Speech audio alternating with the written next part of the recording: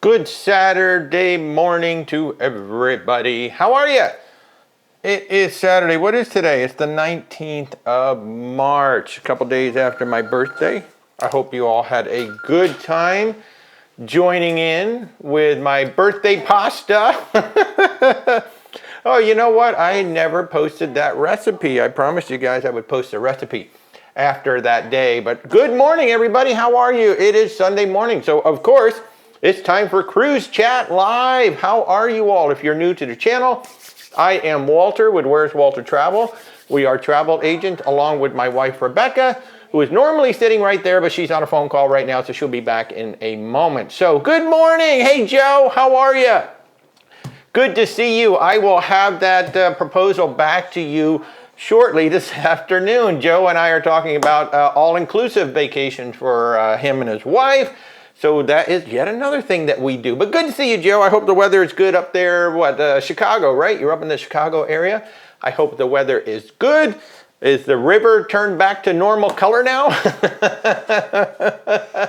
That is pretty cool, the way that they make the river green there in Chicago. That is amazing.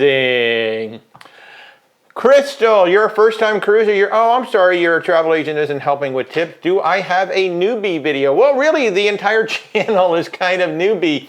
I have playlists now, which is fantastic here on TikTok. So I have a Cruise 101 playlist.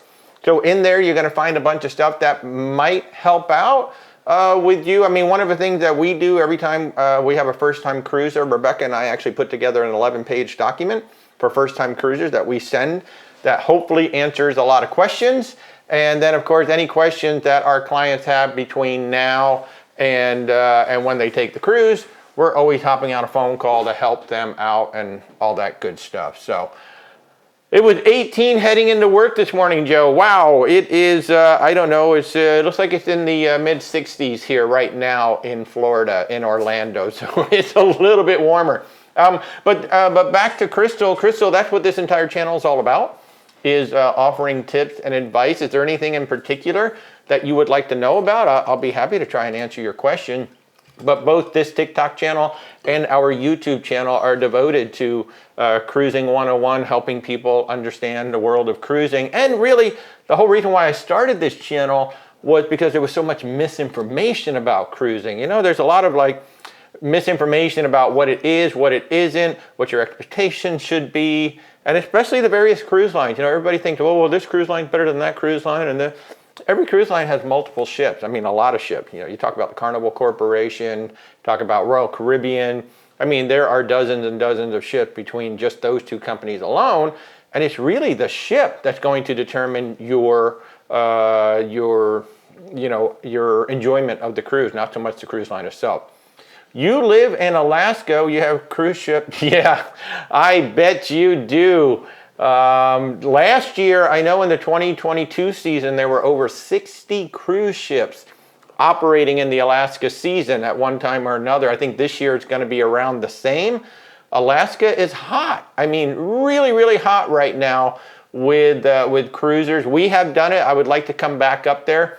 But yeah, you do have to kind of wonder at some point, are there too many ships going up there? At some point, will they start to dial back? I know some of the communities have started to push back a little bit, starting to limit the amount of ships that are coming in.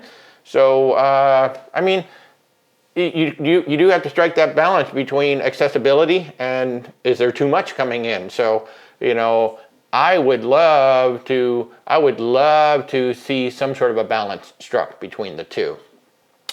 When do they call you to offer an upgrade for a better room? Well, they do it via email these days, and it's going to be a bidding process. They're not going to offer it to you. They're going to ask you if you would like to pay for it. It used to be that, you know, if they got close to the cruise and there were cabins available, they might offer you an upgrade. Or when you showed up at the terminal, hey, we have this other room available. Would you like it? And you would just get it. Well, a few years ago, the cruise lines realized that people will pay for these upgrades. And so now it's all about a bidding process. So you're going to get an email generally after the final payment window. So within about 90 days of the cruise, You might get it a little bit sooner, but generally after the final payment window is when you're going to start to get these emails from the cruise line that says, would you like to bid on these categories of cabin, and here's a suggested bid. And so that's when you're going to start getting it, usually within 90 days of the cruise. Now, the thing to keep in mind about that, in theory, you are getting a better room, you're getting into a better category, but you have no control over where that cabin is going to be. And keep in mind that veteran cruisers such as ourselves, there are certain places like that I will not book my clients into as a travel agent. I don't want them under the pools. I don't want them next to the nightclubs. I don't want them under the gym. I don't want them anywhere near any place that might be noisy or uncomfortable for them. Guess which cabins might be available for bid? It might be those very cabins. And once they accept your bid, you are moved. You're kicked out of your old cabin. They're going to move you into the new cabin. They're going to charge your credit card, and that's it. You have no say in the matter. So personally, I always recommend that our clients think long and hard as to whether or not they really want to do this, because we picked a specific place and a specific cabin for a reason. And my feeling is keep the cabin you got, because at least you know where you are. So, but that's how that all works now. So yeah, it's all about a bidding process now. It used to be, hey, here you go. Here's a nice cabin for you. So some things to update you on our Thanksgiving cruise. If you have not heard, Where's Walter Travel is now a travel partner with Stephanie Mullen and the Sean and Steph channel. So as part of that, Stephanie is probably going to be coming along on our Thanksgiving cruise in November. That's going to be November 18th. That is a group cruise on Virgin Voyages, the shirt that I'm wearing right here. We're going to be on the Valiant Lady November 18th. So if you would like to join us, this is the final month to get 50% off Second Sailor and a $600 bar tab for coming on this cruise. Plus, you're going to get some extra sailor loot, which is onboard credit for being a part of the group. So if you'd like to join us on that cruise, simply click my logo. There are links in the link tree of how to get in touch with me and come join the group cruise. And Stephanie Mullen from the Sean and Steph channel should be joining us on that cruise as well. So, Rosie Girl, tip for surviving an interior room for 7 days. Well, you know, we just did that. We had a beautiful room on the Sky Princess. It was around 185 square feet, and what we found out when we visited a standard balcony cabin, our cabin was essentially the same size. It was a little bit shorter, but essentially the same size. It was nice and wide. But the biggest tip I can give you, take your television and turn it on to the bridge cam. And that's going to be a live feed to the outside. So essentially, your interior turns into an ocean view. So there's really not, you know, I don't know which ship you're going on. I don't know what size. It does vary widely by cruise line and by particular ship. It varies widely, the size of your cabin category. But as long as you're 160 square feet or larger, you should be okay. If it's smaller than 160 square feet, it's going to be a little tight, but turn the bridge cam on and give yourself an ocean view to the outside. That's a huge, huge help. So, you've heard that you can't book your dining or shows till you're on the ship. Not necessarily. That depends on the cruise line. Yeah, it depends on the cruise line. And it even depends on the ship. Like on the Royal Caribbean, on the Oasis class and Quantum class, you can book the entertainment in advance, but on the rest of them, you don't until you get on the ship. And in terms of the dining, generally, most cruise lines, you can book the dining in advance unless you have certain packages. Okay, so like on Royal Caribbean, we had a dining package. I think it was 3 meals, 4 meals, whatever it was. And because we had that package, we could not actually book reservation until we got on board. If we didn't have the package, we could have booked it. So you need to check. With that particular cruise line now. But on NCL, when you have a package, you can book your dinners in advance, even with the package. So it really varies, the rules for cruise line to cruise line. And I know you said your travel agent isn't helping you that much, but they should be able to help you with something like that. And to the question, is it the first thing you should do? Absolutely. It's the first thing we do when we get on a ship. We find the dining. If it hasn't already been done. Yeah, so we go find the dining captain. As soon as you get on board, you can just even ask, hey, where can I book my dining? And they will direct you in the right direction. So we got some more questions. And I will say on Virgin Voyages, it's a very set 60 days in advance of your cruise. If you're in a Rockstar or Mega Rockstar cabin, you can start to book your dining. Yeah. 45 days if you're in any other category. And entertainment is all once you get on board. Yeah, so all the cruise lines are different. Good morning, Dan. Erica, when is Alaska season? It is generally May through October. Generally May through October. Manny, have we been on Celebrity Beyond? Not that particular ship. We've been on 4 celebrity cruises, 3 different ships. However, our good friend Stephanie Mullen, who we are now very proud to sponsor, was just recently on the Beyond, and she said it was beyond anything she's ever experienced in terms of the crew. She said, the ship obviously was gorgeous, but there's something about how Captain Kate leads that ship. She leads by example. She said the crew was unlike any crew she's ever met on any cruise ship. I mean, they're all great, but she said there was a level up of that entire crew. So we're very much looking forward to getting on that ship in the near future. So what do I do if your husband snores, Rebecca? You said I snore from time to time. What do you do? She leaves the room. No. Well, it's hard when you're on the ship. Yeah. Honestly, earplugs are an option. Yeah. Poke them and turn them over, see if that helps.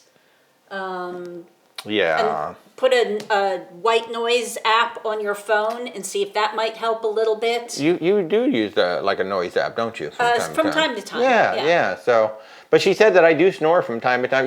Part of my problem too is the pillows are just so freaking soft on a cruise ship, so my head sits really, really low. But yeah. Oh, good morning, Stacy Groupstrap. Thank you so much. We're proud to be your travel advisors. Manny, we were on the Silhouette, the Equinox, and the Reflection. Those are all Solstice class ships. And the Equinox is one of 3 ships at sea that has glass blowing on it. Amazing, really cool. J Fish Mafia, favorite cruise line and ship. The one that I'm going on next. So that'll be, what's the one? No, in reality, I did a TikTok and YouTube recently about this. I don't have one. Okay, we've been on, and it's honest to God, I really don't have a favorite ship or a favorite cruise line. We've been on 8 different cruise lines so far. We're going to go on MSC this year, so that'll be 9. And every cruise line, every ship has a different experience. And it just depends, like when we went on the Symphony of the Seas, that was such a beautiful ship, a really fun experience, but that's a big ship. But yet we found nice quiet spots, like Central Park was absolutely beautiful. The food was really good in the specialty dining. I even thought the buffet was good. But then we just went on the Sky Princess, totally different experience. Absolutely loved it. What a beautiful ship. I like being at sea. What I love the most about cruising is the crew. Okay, the crew just takes care of you. Every single ship, we've never had a bad crew. I mean, certain crews are level up, like I just mentioned, the Celebrity Beyond. Stephanie has been on, I think, over 100 cruises, and she's like, this crew is unlike anything I've ever seen.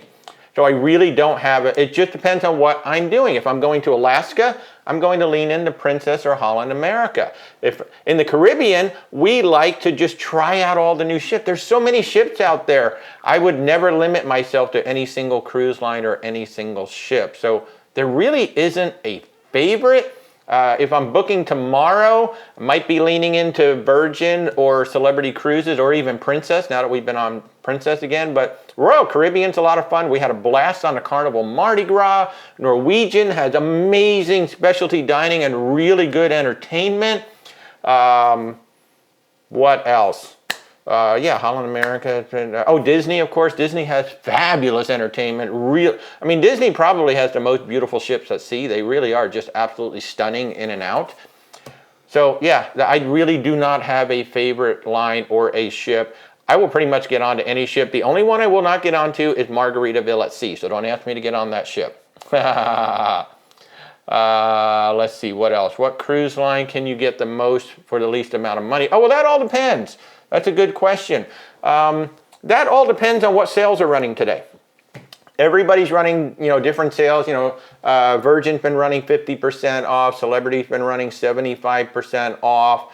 So it all depends. I mean, the two just flat out cheapest all the time, that's going to be Carnival and MSC. Those are generally the 2 lowest price. But boy, total difference in the ships too. I mean, the MSC ships are like just stunning technological wonders, and then Carnival just has like really fun ships. So in terms of flat out pricing all the time, those are the 2 that are going to be the lowest cost. But I just priced out some celebrity cruises and some princess cruises that are really low cost. And then you look at Virgin Voyages and you look at what's included, all the meals, the Wi-Fi, the gratuities, and the soft drinks. Okay, the price might be a little bit higher, but then what does it cost to get those things on another ship? So you really got to compare apples to apples to see where you're getting the quote-unquote most for the least amount of money. But just in terms of dollars, like I'm going to pay the least, but then you might end up paying more for add-ons on the ship. I mean, MSC and Carnival are just the absolute cheapest. So MSC, I don't know yet. We have not been on them. So here's the thing about MSC that we keep hearing, and this is why we need to go on the ship. We keep hearing a complete mix of customer service. You know, customer service is horrible. They treated us horrible. And then another location, oh, they treated us really good. And then if you're in the yacht club, you really do get a completely different experience because you've got the butler and all of that versus being the other people. You know, on Norwegian, you have the Haven and you have the rest of the ship, but they're both good experiences, but we're hearing that there's a big, vast difference between the two. So until we actually get on the ship, I don't know. Now, Stephanie, who'd been on it, had been in the yacht club. She said the yacht club is absolutely lovely up there, and they love the ship. You know, the ships are gorgeous. So I don't have a personal opinion yet. I can just tell you that from talking to our clients, from reading the boards, from doing all the research, they have a real 50-50 split of love it or hate it. So I need to get on the ship and find out for myself. So you were just on Celebrity and it was a huge letdown. Oh, I'm so sorry about that. I don't know which ship. The right fit for you. Yeah, it might. I don't know what ship you were on, and I don't know what you were expecting too. Because you have to have certain expectations when you go on to Celebrity. I mean, it's definitely not a party ship. It's definitely, it's different. It's a quiet luxury resort kind of a thing. So yeah, it just depends. Which line just ran the free gratuities? Has that incentive ended? So that is a travel agent exclusive. You can't get that online. That is Norwegian Cruise Line. And that is for sailings of 7 days or longer. It is for a balcony or higher, and no, it is still running. Today is the 19th. It ends tomorrow. So if you still want to take advantage of it, you need to get in touch with me or a travel agency that is part of the promotion. This is not a promotion with every single travel agent. There's only certain agencies that are participating in this program. And Where's Walter Travel through the IntelliTravel Network, we are one of those agencies. So if you'd like to take advantage of that, those Norwegian Cruise Line, 7 nights or longer. It's got to be a balcony or higher, and there are other terms and restrictions involved with that as well. So it excludes the Prima and the Viva. Yeah, the Viva and the Prima, no go. All the other ships, absolutely. So again, click my little logo. You can contact us through that, or just go to where'swaltertravel.com, and I'll be happy to share all the information with you. And to specify, that's kind of your daily crew gratuities. It's not the gratuities on the free at sea package. So it's about $140 per person savings if you do it. Well, gratuities on Norwegian run $20 per day unless you're in the Haven, where it's $25 per day per person. Yeah. So going on your first cruise next week, any best tip? My best tip is to go with the flow.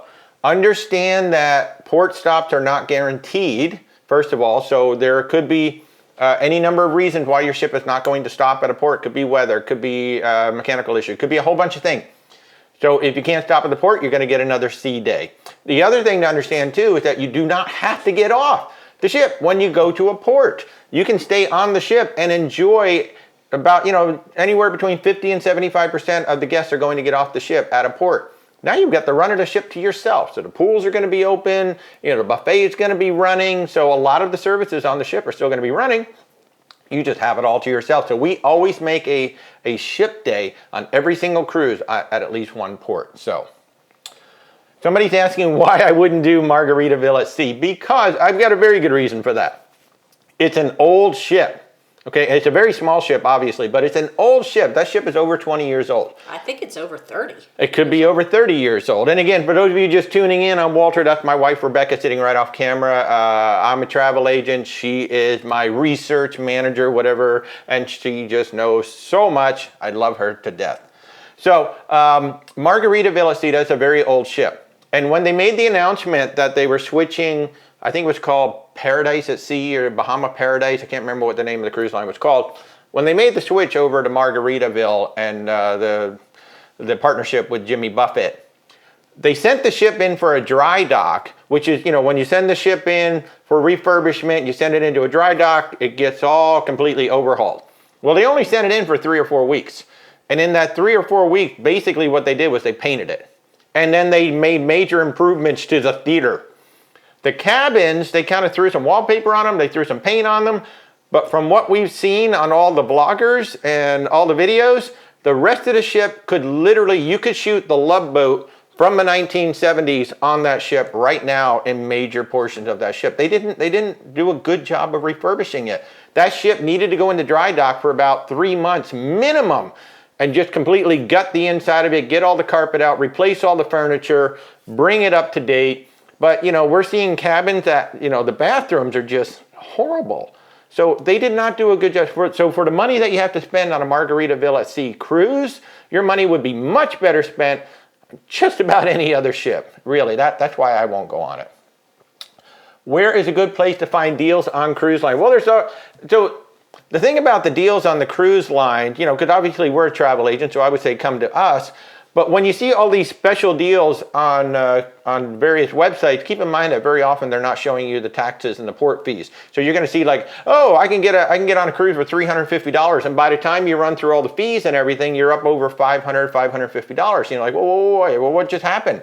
So, I mean, there's a bunch of cheap cruise websites out there if you really want to go with that. The thing I don't like about them is you're definitely not going to get any service after the sale. And as I have shown on some of my TikToks and on YouTube, my prices are exactly the same as the cheap cruise deals. They just don't show you the full picture. They keep all the port fees and taxes off. I show it to you with all in so that you know what it is. And particularly if you're a solo traveler, they're showing you. Yeah. It's a totally. So if you want a good cruise deal, any travel agent can give you a good cruise deal. It's just we have the same prices as the cheap cruise lines. Good morning, BK, your way. How are you? Good to see you. There are a lot of new ships coming out this year. I don't know them offhand, but there are a lot of good new ships coming out. Would I recommend a cruise to the Arctic? I would love to do a cruise to the Arctic. Yeah, I mean, you've got, so Seabourn has them. Obviously, Hurtigruten has them. There's National Geographic even has some. There are multiple cruise companies that go up there. Yes. Absolutely, I would go to the Arctic, I'd go to the Antarctic. I would flat out love to do it. If you'd like to talk to us about it, I mean, we represent Hurtigruten and multiple other expedition companies, so if you'd like to talk about it, I'd be happy to do it. Walter would prefer the Antarctic for the penguins. I would love to go see the penguins. Which ship out of Port Canaveral has the best nightlife? Well, that just depends on what you consider nightlife. I don't know what you consider nightlife. What I will tell you, the shorter cruises have much more going on later into the evening. So a 3-night cruise especially is a Las Vegas weekend because people are only on the ship for 3 nights, so they want to get the most out of it. So there's parties and stuff going on, like starting at 12:31 in the morning. So there's a lot more going on those 3-day cruises. But in terms of everything else, I don't know what you mean by nightlife. There's great ships going out there. You got Carnival, you got Royal Caribbean, you got Disney, you got NCL. So NCL and Disney are probably going to have, well, I don't know, because Royal Caribbean has the Wonder going out of there. There's a lot of good shows. So I think they're all going to be good. They all have nightclubs, and they all have really good shows. So I think any of them. You're sitting in your hotel room. Oh, about to board the Allure. Fantastic. Have a great time on the Allure of the Seas. We did Symphony of the Seas and had a great time. Oh, enjoy that. And then the Ruby Princess is there too. Ruby Princess, we're not on the Ruby, but we've been on the Sapphire and the Crown. Those are very similar. Beautiful. Is it too early to book for 2025? If so, when can I start booking? So in general, 2025, the only things I've really seen up right now are transatlantic. So for the most part, you've got to, let me just get this. Thank you. Thank you. Ding, ding, ding, ding, ding, ding, ding, ding. Just taking care of something here. Okay, good. So 2025, mainly it's going to be the transatlantic, like repositioning are up right now. And then That's mainly what I've seen. So repositioning are the things that are up there because they don't really know to 2025. And the World Cruises. I'm sorry, I was just taking care of a little something on there. Sorry about that for those of you who saw it. But yeah, so you can start booking as soon as they show up. I mean, if you go to any cruise line's website, you just simply go into the calendar and you're going to see most of the cruise lines are showing through 2024. We do have a client booked in 2025 already, but it's a Trans-Pacific. So they know that the ship's going to move from one place to the other. They just don't know everything else that the ship's going to do right now. So is a drink package worth it? That is totally up to you to whether it is. And it also depends on how much it is. Like on Royal Caribbean, a drink package averages somewhere between $65 and $95 a day per person. Both people in the cabin have to get it. The adults in the cabin have to get it. Are you going to drink that much in a day? On Norwegian Cruise Line, so Norwegian and Princess are the two that I really think are worth it for most people. Or maybe maybe 50% of the people. So on Norwegian Cruise Line, they're going to give you the drinks package for free, but you got to pay for the gratuities, which is about $153 per person for the week. $153 over a 7-night cruise, not a bad deal. And then on Princess, they have Princess Plus, which is $60 a day per person, but that includes your Wi-Fi, your gratuities, and the drinks package. So you're paying about $25 a day-ish for your drinks, which is probably worth it for most people if you include your coffee and your cocktails. Now keep in mind on Norwegian Cruise Line, they do not include the coffee, so you still got to pay for your lattes, your cappuccinos, things like that. So you got to do the math. I've done multiple episodes on doing the math, and you just really have to do the math. If the cocktails work out in your favor, it's like, yep, I'm gonna make up that money every day. So the big thing is to Google whatever your cruise line you're looking at. Google cruise line bar menu. Yep. And then just look at the prices of drinks and see what you think, whether it will be worth your... Yeah, you just got to do the math, you know. So you would have to spend about $100 a day for drinks on a Royal Caribbean cruise to make it worth it. For most people, it's somewhere around 6-ish alcoholic drinks a day. Yeah. So it's going to be... Which is more than I can drink, so... Yeah. So you just have to run the math and see if it's worth it. I think for most people, it's not. For instance, Rebecca and I, when we go on Royal Caribbean, we will do what's called a refreshment package. So that's mocktail, soda, and specialty coffee. And then I just pay for the cocktails, and that works out real well for us. Lance, you've got 57 cruising days on Carnival. 43 of them on Carnival. What's our favorite cruise line? I did answer that a little while ago. I do not have one. I like all of them for various reasons. Can you book alone?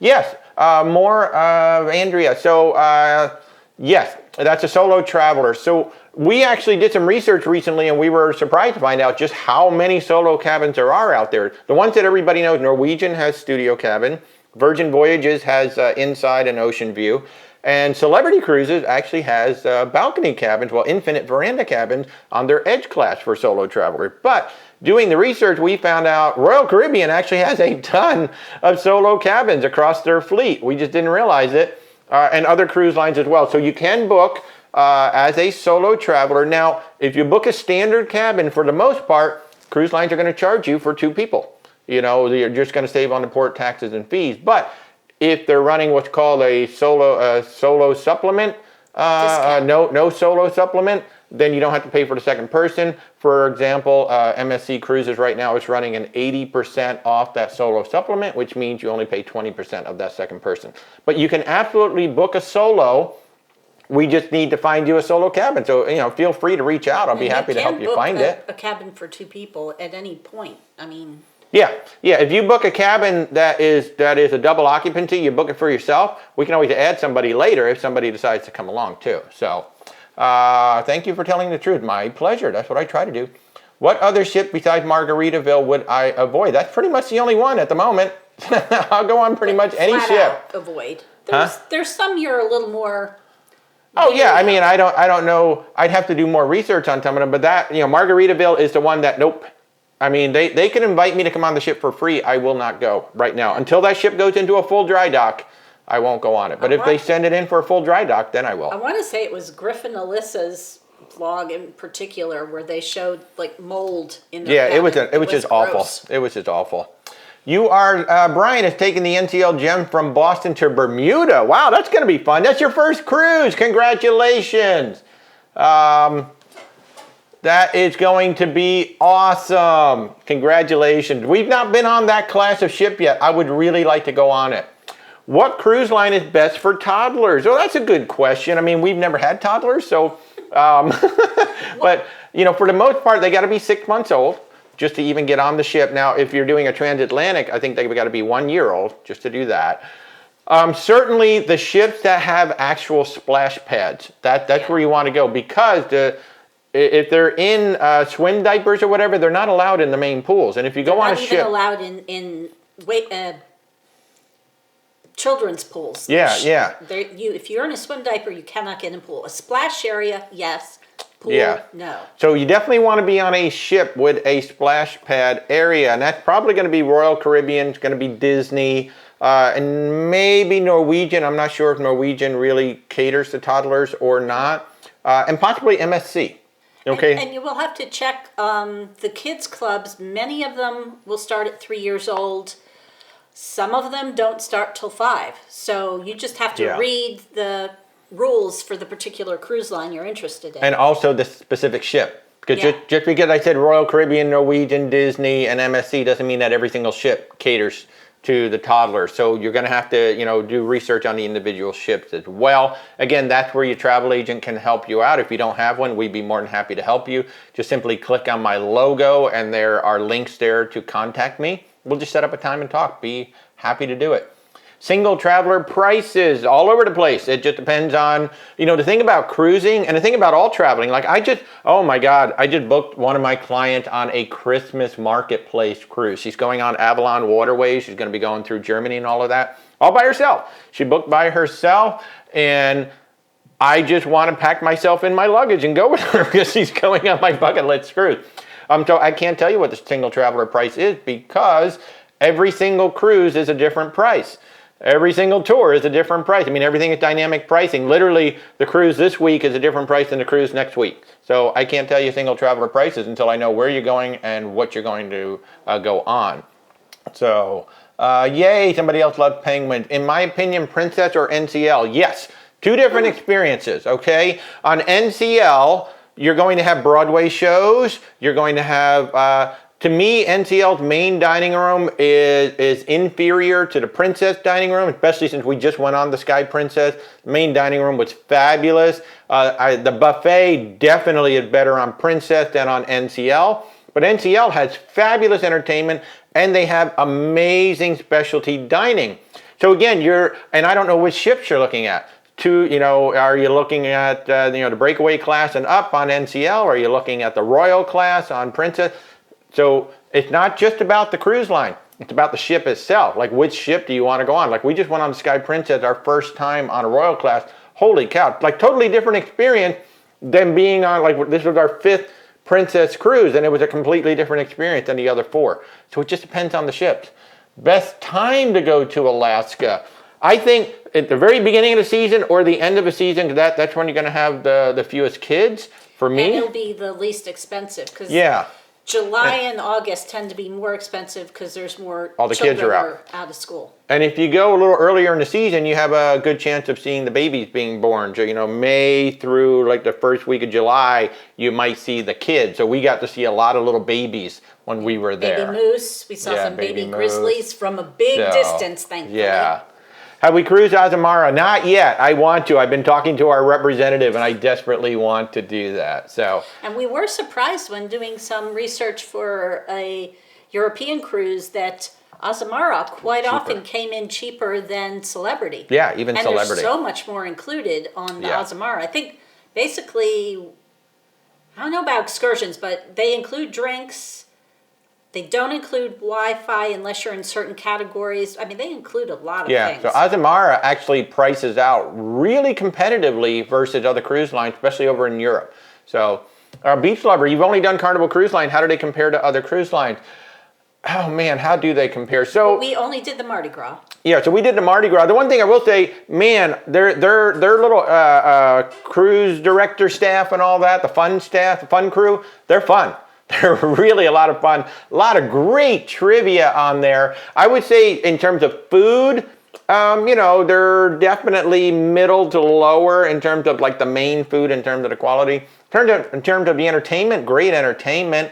Fun pools, really good pools. And like I said, the entertainment staff was great. So it's a fun, lively experience. I'll say that. But how does it compare to other cruise lines? Well, you need to tell me like which cruise line you want to compare it to. Like it compares very nicely with, say, Royal Caribbean and Norwegian Cruise Line. Very kind of a similar vibe between all of those. But if you go over to Princess, Celebrity, Holland America, Virgin Voyages, that's a much more adult-centric vibe over there. Totally different. The one thing I will say I enjoyed on Carnival, the adults only area was 21 and over, whereas most cruise lines it's 16 or 18 and over. And Exactly. I find the older I get, the less a 16-year-old seems like an adult. Hey, Stacy, I'm glad the Princess Plus worked out. Thank you, Sheila, for watching our short. I love it. You would like our help planning a cruise for the Bahamas. What do you do? So click on our logo, my logo that says, "Where's Walter Travel?" And there is a link in there to set up a time to talk with us.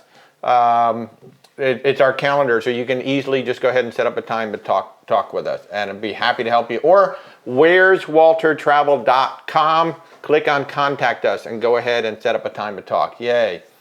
Kay Studing, you're thinking about doing a Norway-Iceland cruise. Have you been? Please let me know your input. We have not been yet. We were supposed to do a Norwegian Fjords cruise this past August, but unfortunately we had to cancel that at the time. That is coming up soon. So I would love to go. I'd love to help you plan it out, but I have not been yet. I'm so sorry. I know Sean and Steph did a Norwegian Norwegian Fjords cruise. They did. Oh, that's true. The Sean and Steph channel. You can go there. I'm going to have to get that little thing set up. I'm going to be setting up a link to the Sean and Steph channels because we are now a travel partner of hers. We're now sponsoring her. If you are a fan of Stephanie Mullen and the Sean and Steph channel, all you have to do is tell us that you were referred by Stephanie when you contact us. That's a hint. Just tell us that you were referred. There's a thing on our page that says, how did you hear about us? You can just tell us that Steph told you, and then that helps us to support her channel. Can I tell you about the Royal Caribbean points? Is it per person, per trip, or per room?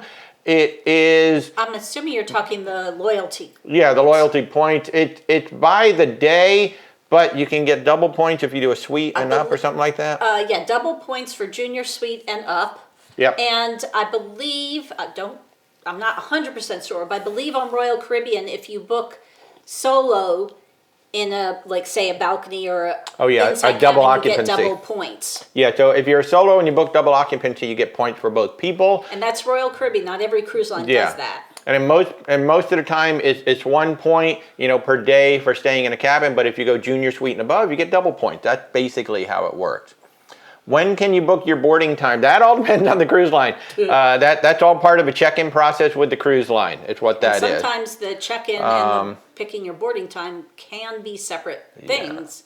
But yeah, it could be a week before. It could be 2 months before. It's all different. Have we been on Disney Magic? We have been on the Disney Fantasy. We loved it. You're going to have an amazing time. You're going to have an amazing time.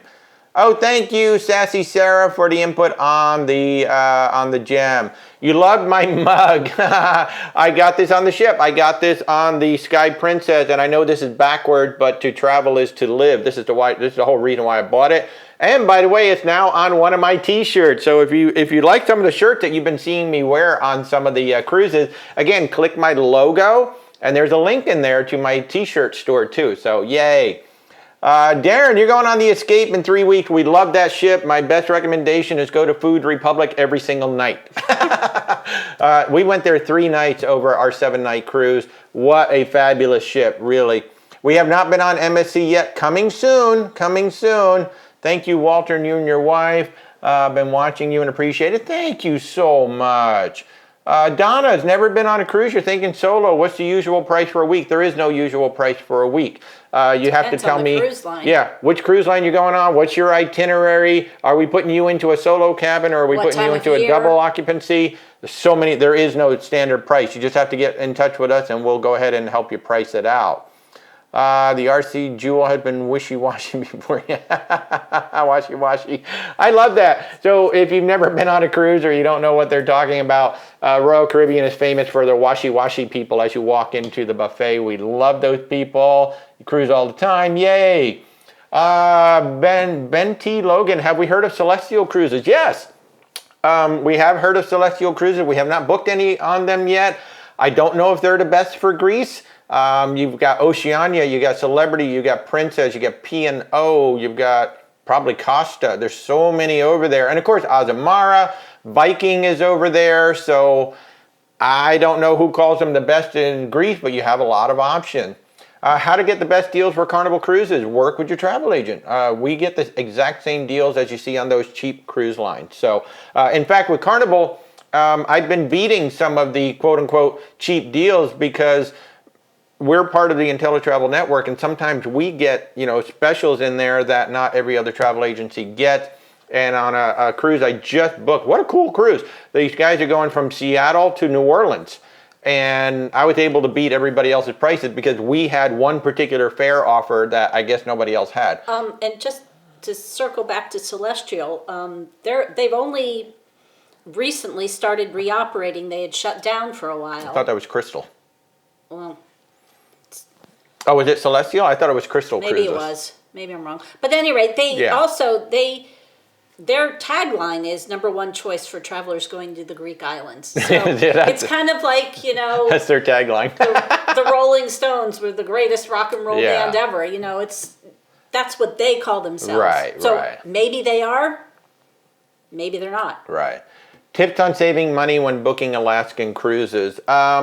You know, the beginning and the end of the season are going to be the lowest cost. If you go in the middle of the season, that's when all the kids are out of school. That's when it is the highest cost. So beginning and end of the season, you know, May, September, October, that's when you're going to get the best cost. What is the name of our travel agency and what is our contact information? The company is Where's Walter Travel. where'swaltertravel.com. You can click the little logo of our channel here, right here on TikTok. You'll see a link. Just click that link, and then a little link tree will pop open, and you will see Contact Us. Just click that, and you set up a calendar time. But it's where'swaltertravel.com, and just reach out. It'd be great to talk to you. So when your teen ages out of a teen club, are they allowed in the adult areas at 18 and clubs? So like Rebecca was just saying, on Carnival, the Serenity area was actually 21 and up. So it just depends on the cruise line and what the rules are and what they consider adult. Some of them are going to say 18 and up. Some of them are going to say 21 and up. But yes, and that's something a lot of people don't realize. Once you hit 18, you are not in the kids clubs anymore. 17, no, you're not allowed. Good to go. 17 and 11 months and 30 days is fine, but not 18. We have not been to Norway yet. Can I tell you about the Norwegian Encore? I can tell you about the Breakaway, the Getaway, for sure, because we've been on those two ships, and the Encore is a similar ship. We have not been on that particular one, but I can tell you, really good food in the specialty dining. The main dining is okay. The buffet is okay. But, and we're going to have a visitor in a moment. I can see Rebecca just opening the door now to say hello. We're having some plumbing issues in the house, so I see that somebody is here to visit with us right now.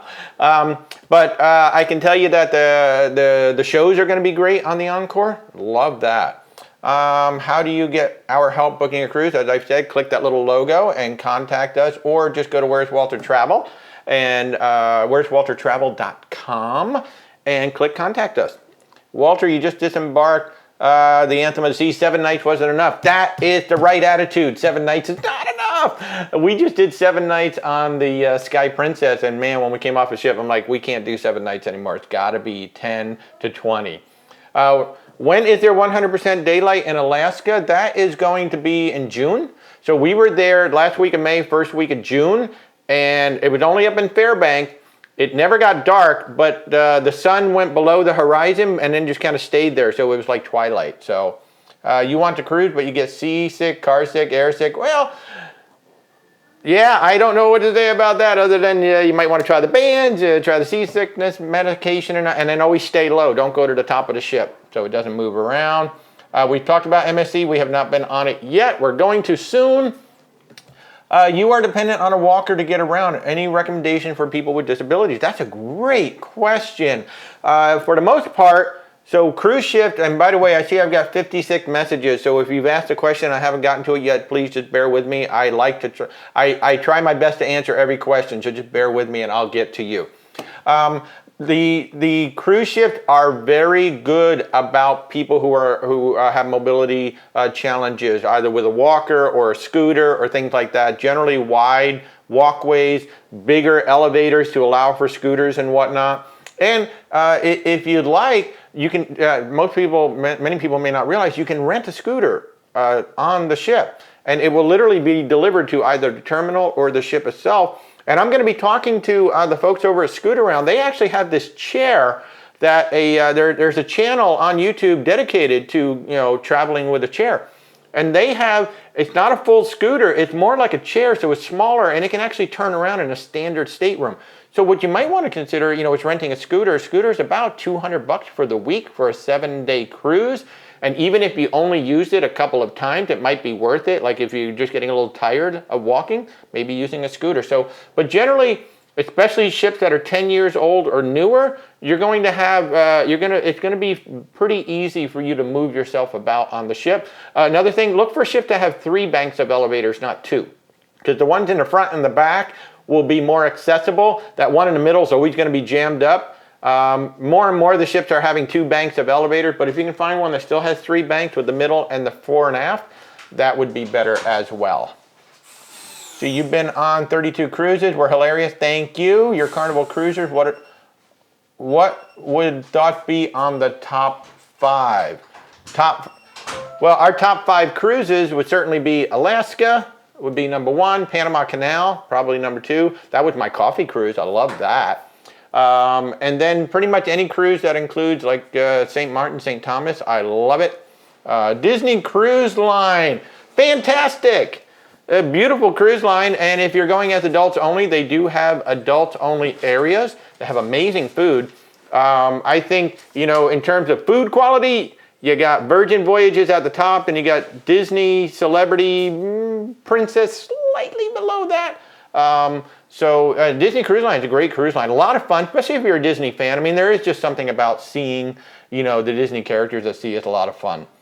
Is a cruise to Alaska at the end of September bad? No, in fact, they go into October now. So no, I don't think so. I think it's perfect. It's going to be quieter. It's going to be cheaper to go in September because some of the ships are already going to start leaving by that time. So again, another question about average price of a solo cruise. There is no average price. It's the ship, it's your cabin, it's the itinerary, it's the time of year. So there is no average price for a solo. In fact, there's no average price for a cabin anymore. It used to be you could say, all right, a balcony is going to be about $1,500 per person, $1,300 per person. You can't even say that anymore. It's just all over the place. What do we recommend for a first-time cruise with a child? Well, I don't know how old the child is. But again, your traditional you definitely want to go on a family cruise line. You want something that the kids can do, but also keep yourself in mind. You want to enjoy that cruise too. So family friendly right off the bat. We've talked about it: Royal Caribbean, Norwegian, Carnival, MSC. Those are the 4. Did I say Disney? I think I said Disney. And then you really got to look at, what's going to keep the kid entertained, but then what's going to keep you entertained as well. Is the food important? Are the shows important? And things like that. So you're going to start out, with children, depending on what they like to do. I usually start out with Disney, Royal Caribbean, and Carnival. Those are usually the 3. Because Norwegian kind of tends to skew as you get up into like the preteen, teen years, the type of stuff that they have on their ships. So that's where I would start. Certainly, if you'd like us to help you out, just click on our logo, go to Contact Us, or go to where'swaltertravel.com and click Contact Us. We'll be happy to help you out. Cinders is going on the Norwegian Prima 9 days. Oh, I'm so jealous. Well, I cannot wait to get on the Prima. She looks like a beautiful ship. Brian76, are there payment options? 100% there are payment options. So there's 2 ways that you can do payments. One, you have your deposit today, and then you have your final payment on whatever date that is. Between the two, you can make as many payments as you'd like to the cruise line, either through the travel agent, that's how we do it, or directly to the cruise line if you're not using a travel agent. Or there's a service called Uplift that is specific for travel. It's travel financing. In fact, we offer it through our travel agency. Once again, if you click our logo, one of the links that's going to come up in the link tree is all about Uplift. It'll take you right to our page so you can learn more information about it. And you can pay for your travel over time. And I believe with Uplift, you can still be paying for it after the travel is complete. So those are two ways that you can do it. A lot of people don't realize that you can make cruise payments between the deposit and the final payment. You can just kind of pay as much as you want. A whole bunch of our clients are starting to do that now. So you've never taken a cruise. What would be a good first cruise and length? I would say minimum 5 days is a good first cruise. It's a good length. I always try to get folks on there for 7 days, but I think 3 is just too short because you're just starting. Well, a 3-day cruise is generally a party cruise. I've said that earlier. It's like a Las Vegas weekend, so you're getting a completely different experience than you would if you stayed on the ship. But I think minimum 5 if you can go for 7, and of course the Caribbean is going to be the most cost effective. So, what are the cleaning procedures now with COVID on a cruise ship? Well, they basically the entire world adopted what the cruise ships do, but they have enhanced cleaning procedures. If you go to the FAQ for the individual cruise line, they have a whole healthy sail section, and you can learn about what the individual, because each cruise line is doing something slightly different. Big thing that they've all done is they've improved the airflow and the filtration. But go to the specific cruise line, go to the FAQ, and just look at the healthy sail. They'll tell you more about it. Legal law, not adult till 18, but should be 21. That all depends on the cruise line. A lot of cruise lines won't. Most cruise lines will not serve anybody until 21. What can 18 and 20-year-olds do on a cruise? Are they allowed in the adult areas? Again, well, now Virgin Voyages is 18 up. So that's adults only. So if they really want to be on an adult cruise line, go on Virgin Voyages. And as far as what can they do, well, they can pretty much do everything on a cruise ship except drink. That's pretty much the only thing that they're not allowed to do really on a cruise ship except Virgin Voyages. Virgin Voyages will serve 18 and 20-year-olds once you hit international waters. So yeah, most cruise lines will follow the rules of the country they depart from. Yeah.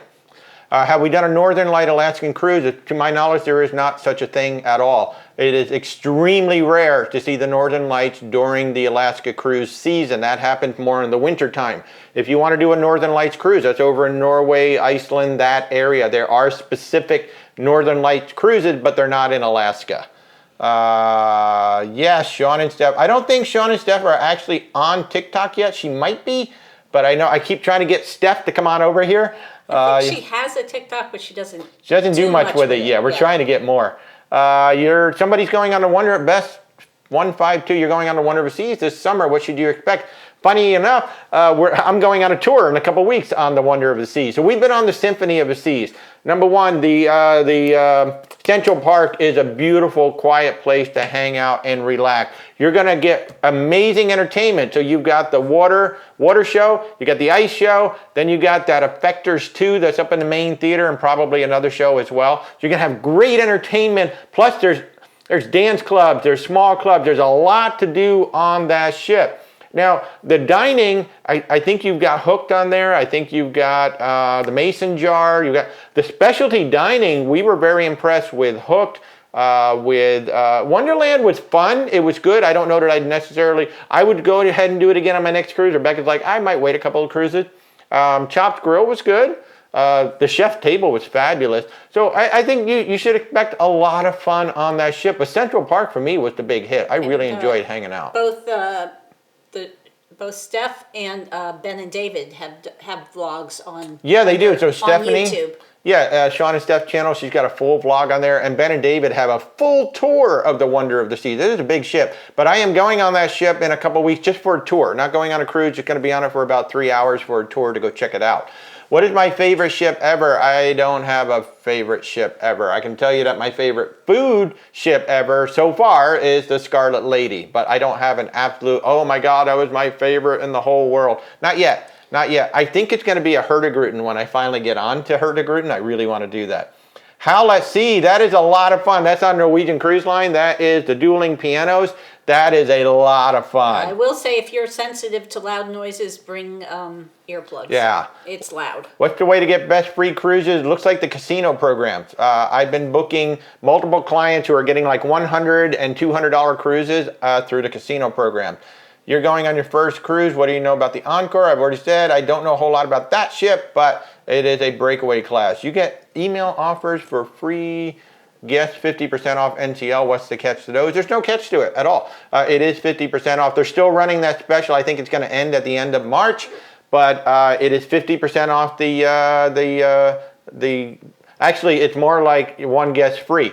So you've got your cruise fare, let's just say it's $6,000. They're going to take $3,000 off the fare. Boom, there. But for all the cruise lines, if there's one you're looking at, I recommend tracking the prices, because sometimes they'll raise the prices and then have a sale. Yeah. So I just track the bottom line price until it's at a rate that I feel comfortable with.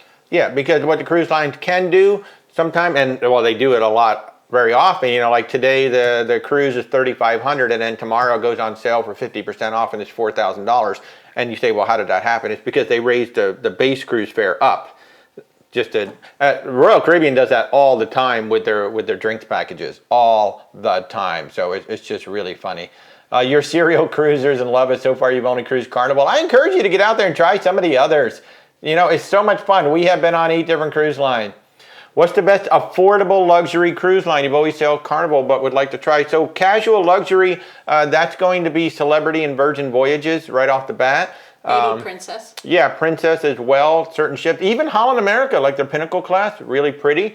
So in terms of affordable, I don't know what that means to you, but with Virgin Voyages, you're going to get your Wi-Fi, your meals, your gratuities, and your soft drinks all rolled into the price.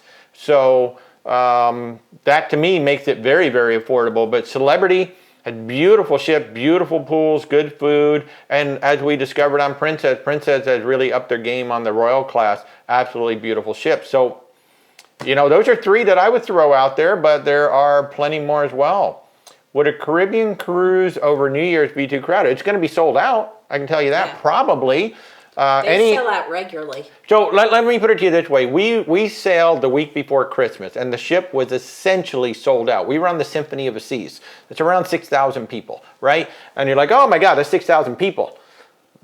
But the ship spreads those people out. So it depends. So it's not just about, is the ship going to be overcrowded? Now, that New Year's Eve celebration, it's going to be wall-to-wall people because it's New Year's Eve. There's no way to help that. But during the rest of the cruise, depending on the ship you go on, it should spread the people out. On the Symphony of the Seas, it felt really crowded when we all embarked on the ship because everybody was milling about in the promenade. And the only other time it felt crowded was if there was something going on in the promenade. So everybody just kind of gathered up there. But otherwise, that ship spread 6,000 people out all over the place, and it was easy to get around. And I will say that usually 2 of the most expensive weeks to cruise are Christmas and New Year's. And even that week in between. There's no week it really because what they like to do, they like to have a cruise. They like to get 3 cruises if they can. One that's on Christmas, one that's in between, and then one that's on New Year's. They try to do that. They generally do. Yeah, they do. Yeah, they do. I always see that happening. But it is going to be crowded. It depends on when Christmas falls. Yeah. Hiding the ducks is fun. Any info on the Seascape? Not yet. I don't have any personal knowledge on the Seascape. I have booked some folks on it. It looks like a gorgeous ship. But again, what we're hearing, 50% of our colleagues and clients love it, 50% hate it. And it all comes down to customer service. It sounds like there's a real disconnect between customer service sometimes, but we haven't been on the ship yet. We're going on an MSC. My plan is May or June. And then we'll report. Some people are not impressed by the food. Yeah. Hey, Christy. Food is so subjective. Exactly. Best luxury cruise line. There is no best luxury cruise line. It's what do you consider luxury and what do you consider affordable? So, of course, Virgin Voyages, Celebrity, Viking, Oceania might fall in there. Regent Seven Seas. Regent Seven Seas, obviously. I don't know what you consider luxury, and I don't know what you consider, the must-have. So they're all different. So, yeah. You have a wheelchair for the most part of cruise. Yes.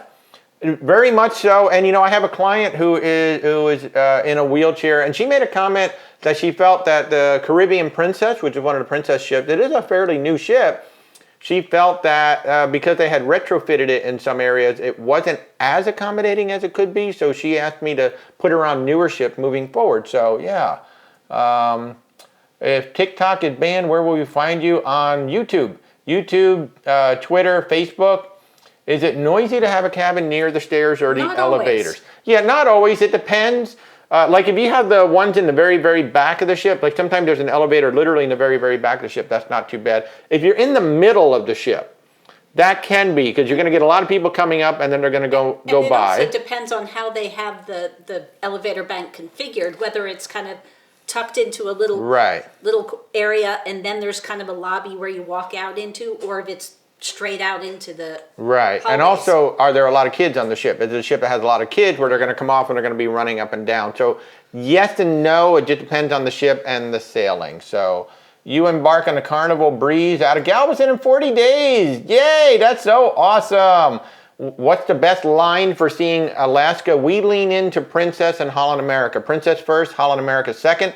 I think they are two of the best set up. Now, if you really want to do something completely different, you go Herdegroot and Expeditions. It's a totally different way of seeing Alaska. I would really like to do those one day. American Cruise Line, too. And American Cruise Line as well. Only 170 passengers on their ship. But if you're talking mainstream cruising and you're calling me, I'm going to lean on putting you on Princess or Holland America first, probably Celebrity after that. But Holland America and Princess have a partnership with the National Park Service. So when you're cruising, when you're doing that scenic cruising with the glaciers and whatnot, they're giving you narration. Plus, they've been doing it the longest. They're two of the longest serving cruise lines up there. Go ahead. And personally, I think if I'm doing a cruise tour, I like the Princess options better. However, if I want a longer cruise only, I think Holland has better options. That's true, yeah. Holland has some 14-day and even 28-day cruises up in Alaska, like without doing the land portion. With everything going on in Mexico, do we think it's safe to go on your own in Cozumel? So the issues that have just happened recently in Mexico are like nowhere near where Cozumel is. It's nowhere near the port. So the port areas are safe, but as with any other port city, if you are going on your own, you need to do research. In general, if you're on your own, we recommend going with a pre-planned tour, either like a third party that you booked in advance or a ship excursion. Walking off on your own in any cruise port can be interesting. We've talked about Stephanie a few times. She went to Nassau and she went to the Margaritaville water park, whatever that thing was. And when she was walking back to the ship, it was getting dark. And she said if Ben and David weren't walking with her, she would have felt uncomfortable.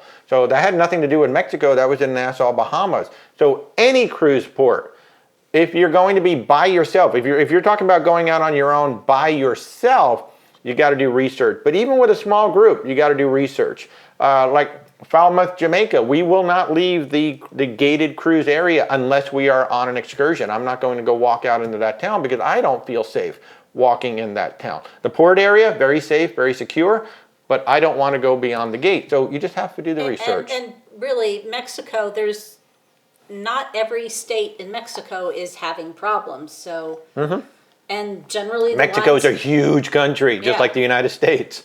So there's areas that are safe. Right. I mean, as safe as anywhere.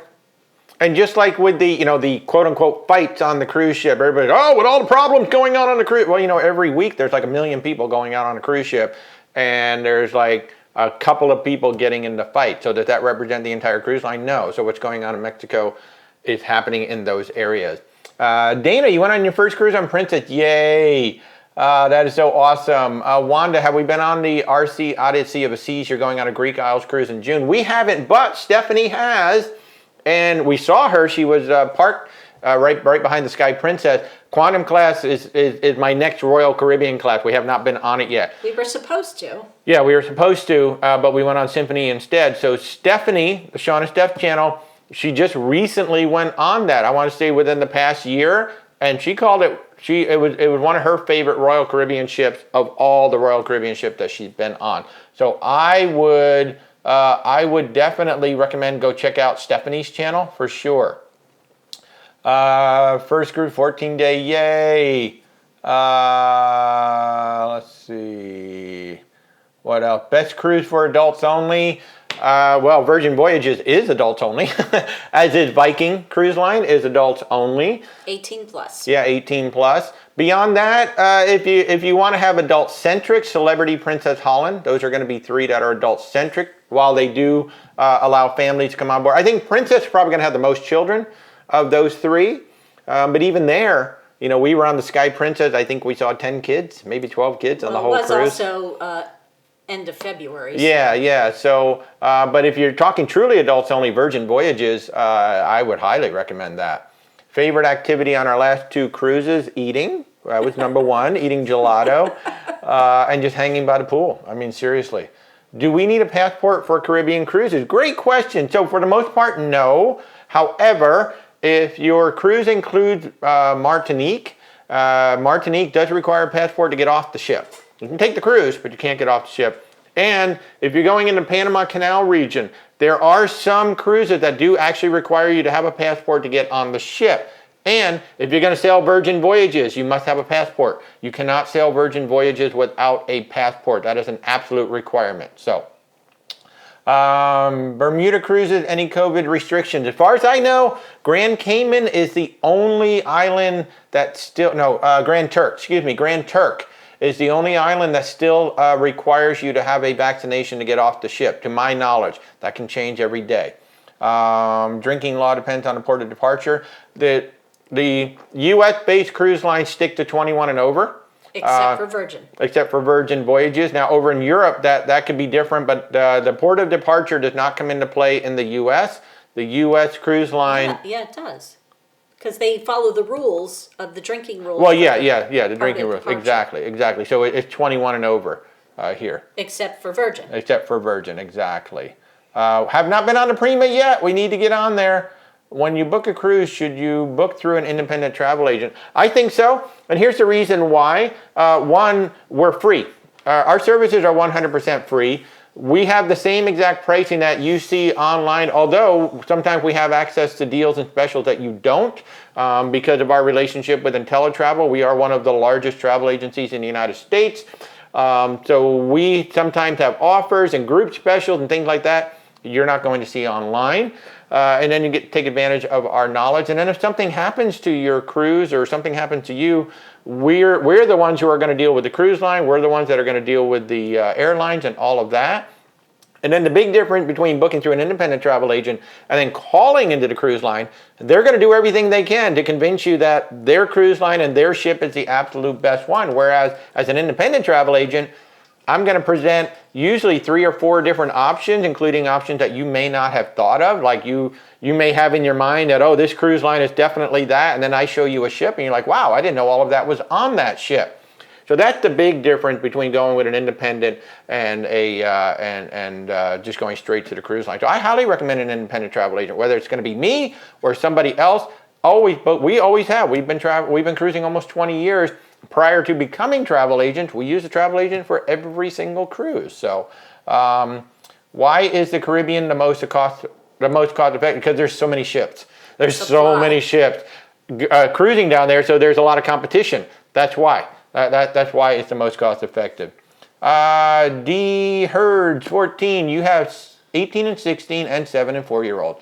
Do they have activities for the age group? Well, for the 18, no. Well, some cruise lines have what they call an 18 to 20 club, where they have activities for 18 to 20-year-olds. But it's not necessarily a club, like a teen club. But they might meet up and have some gatherings. But the 16 and 18-year-old will not be able to participate in the same club together because the 18-year-old has aged out of the main teen club. The 7 and 4-year-olds, I don't know if they will be in the same. It all depends on the cruise line, like what their age groups are. And time of year. Sometimes, if it's a time of year where there aren't a lot of children, they'll combine some of the groups together. Correct. Whereas in the summer, they might be separated. And the 4-year-old, it's really going to depend on the cruise line because some cruise lines don't start their kids clubs till Till 5. Some started at 3. So you just Correct. have to check the individual cruise line. And that's something that we can certainly help with in our research. So, and you're just saying, do they have activity? Well, that all depends on the cruise line. Like, certainly I'm going to lean you into Disney, NCL, Carnival, Royal Caribbean, maybe MSC. Those are the ones that are definitely more family-centric, although Princess supposedly has really good kids clubs. So that's definitely a discussion between you and your travel agent. What restaurant do I recommend on the Sunshine? Have not been on the Sunshine yet, but if you have, obviously everybody goes nuts over Guy's Burgers. I know you're not going to have Rudy's Sea Grill on there. That was on the Mardi Gras. That's amazing. But the steakhouse, people rave about the steakhouse, so it's supposed to be good. What about solo travelers? We've talked about that a bit. So solo travelers, certain ships have solo cabins. Then other ships you're going to have to pay for double occupancy. And the pricing just depends on what ship, what itinerary, what cabin you get. So it's all over the place. But we can book you as a solo traveler. It just depends. Virgin Voyages, Norwegian, and Celebrity are the big 3 that are known for having solo cabins. But Royal Caribbean actually has a lot of solo cabins out there. It's just they're not as many. So you've got to book. If you're a solo traveler, you generally have to book much further in advance than anybody else if you want to get those solo cabins. Will I get better discounts for the next cruise while you are on a cruise? Great question. In fact, we recommend that everybody go to the Next Cruise desk. What you're going to get, you may not necessarily get a discount, but you may get discounted deposits. You might be able to get onboard credit and things like that. Every single time you go on a cruise, make at least one stop at the Future Cruise desk or whatever they call it and say, so what do I get for booking right now? It may or may not work for you, but it's always worth checking out. Virgin Voyages, okay, you put $300 down. Right now, they got a thing called My Next Virgin Voyage. You put $300 down, you get $300 off the cruise, and you get $600 of onboard credit. Okay, nobody else is doing that, to my knowledge. So that's a crazy one. And the big thing you have to realize that $300 down is not your entire down payment on your cruise. Right, you're just buying the My Next Virgin Voyage, but that's the kind of thing you can get. So you put down $300, you get $300 off the cruise as well. So that $300 goes towards your deposit, you get $300 off the cruise, and you get $600 onboard credit. I can't give you that. You only get that on board the ship. So you may get discounts, you may get perks. Always go to the desk and find out. What is the best cruise line for wheelchair accessibility and accommodations? I mean, they're all good. It's the newer ships for sure. And you want to see, like, if a ship had been retrofitted or refurbished, say, in the past 3 to 4 years. So there is no necessarily best cruise line for wheelchair accessibility. Like, we were on the Symphony of the Seas, one of the biggest ships in the world. People flying around on scooters and wheelchairs and things like that because it's just so big and so wide. So there is no best cruise line. It's just the specific ships within the cruise line. You need to make sure you're on some of the newer ships, some of the ships that have the wider causeways, maybe the bigger elevators and things like that. And if you need a fully accessible cabin, you should probably, for most cruise lines, you should book as far out as possible because they can and will sell out. Yeah. When will we normally see ships that are not sold out? Well, generally when the kids are in school, that's a good time to book a cruise. When the kids are in school, the ship may or may not sell out. Certainly during the Caribbean, during that whole summer Caribbean time, it depends on the ship itself. Some ships are going to be extremely popular. Your Wonder of the Seas, your Symphony of the Seas, your Carnival Celebration, the Mardi Gras. So those are just going to keep selling. But then there's going to be other ships. There's so many ships there that not every ship is selling out. So it all depends on the cruise line, the ship itself, when you're going. Even in Alaska, there's like I said, there's 60 ships up there. That's a lot of inventory to sell. You got one ship that holds 5,000 people, and that's just one of 60. So there's always going to be inventory, but it's just so popular ships, they're going to sell out all the time. So stay away from the popular ships for a while. Like the Wonder of the Seas, the Icon of the Seas is going to be sold out pretty much continuously from the time she starts sailing. So give it a year or two, then go on the Icon of the Seas. So, and I will say there's a lot of, elementary, grade school, kids who are 18 and under who are still in high school and below, their spring break tends to be a lot of them middle of April. Yep. And that sells out quick. So Tamika, your birthday's in October. You should not avoid Caribbean cruises. If you're talking about the hurricane season, it's perfectly fine because unless the hurricane affects the ship leaving the port when your cruise starts, that's the only thing that it could really affect. You definitely want to get travel insurance. But if a hurricane has any effect on the cruise itself, the itinerary, the ship is going to change direction. It's going to change the itinerary. You're still going to get a fabulous cruise. So no reason to avoid. Lisa's going to be on the Encore April 9th. Yay! Everyone talks Caribbean cruises. Don't forget you can cruise almost anywhere in the world. Absolutely you can. And you can go to the ends of the earth. You can go to Antarctica. You can go to Europe. You can go to Israel. You can go to the Middle East. We can do transatlantic. We do Pan-Asia. You know, you got Japan. You got China. You got Australia. So yes, absolutely. We can cruise anywhere in the world. And we have been booking people anywhere in the world. I've talked about it a couple times. We have a set of clients who are going to Europe for 20 days. 10 days of it is a cruise, 10 days of it, we put together a whole land tour for them. It's going to be fabulous. Carnival celebration May 20th, yay. Let's see, you love cruising, cancel one during COVID. Yeah, I know. Are we a travel agent? Yes, we are a travel agent. If you would like to get in touch with us, simply click that little logo from our channel, and then you will see a link. Just click that link. A whole link tree is going to open up, and just hit contact us, and that's how you set up a meeting with us, and we'll be more than happy. Our services are 100% free. You pay $0 to work with us, and we just bring you our knowledge and our fun, and we're hopefully going to present you with some ideas that maybe you didn't think about. So Princess in Alaska, top notch, yay. You're going on NCL Cruise March 30th. I see these 50% deals. Will I get a better deal on board? I think that's just a repeat question. Oh, okay, sorry. On the MSC last week, specialty dining gala night, surf and turf were excellent. Fantastic, Colette. Good to see you. Tips for getting an early boarding time, trying to get my family to enjoy some pre-crowd fun. You got to get yourself registered as soon as confirmation. What is it called? I'm blanking on it. Check-in. Check-in. As soon as check-in comes up, you got to get it. Plus, you know, like things like on Royal Caribbean, you can get the key, which gives you priority boarding. You pay for that on top of your cabin. We did that on Royal Caribbean. That gives you Wi-Fi and some priority access types of thing.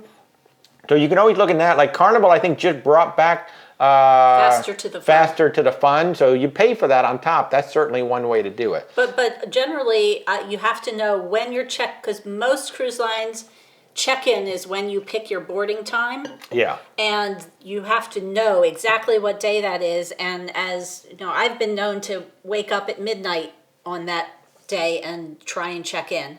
Yeah. And you know, so it's definitely the earlier you can check in that day, the better.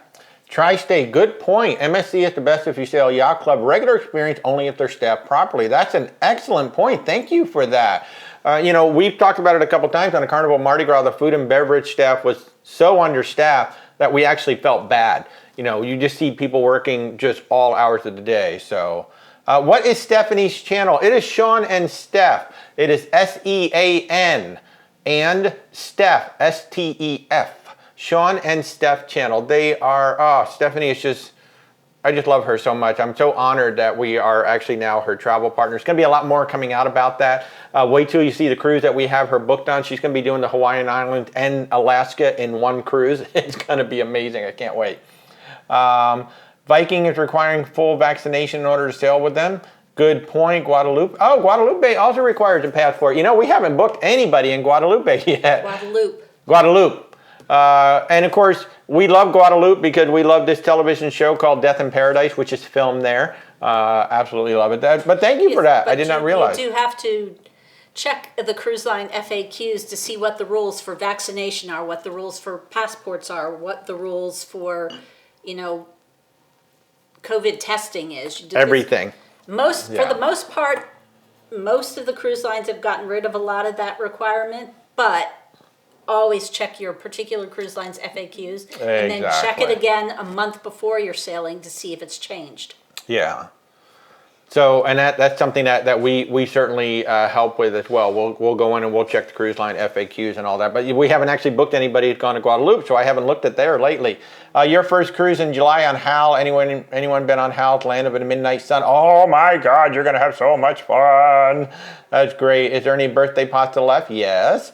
I'm glad you. No, there isn't. Oh, that's true. We did finish that. We've got more sitting in the freezer.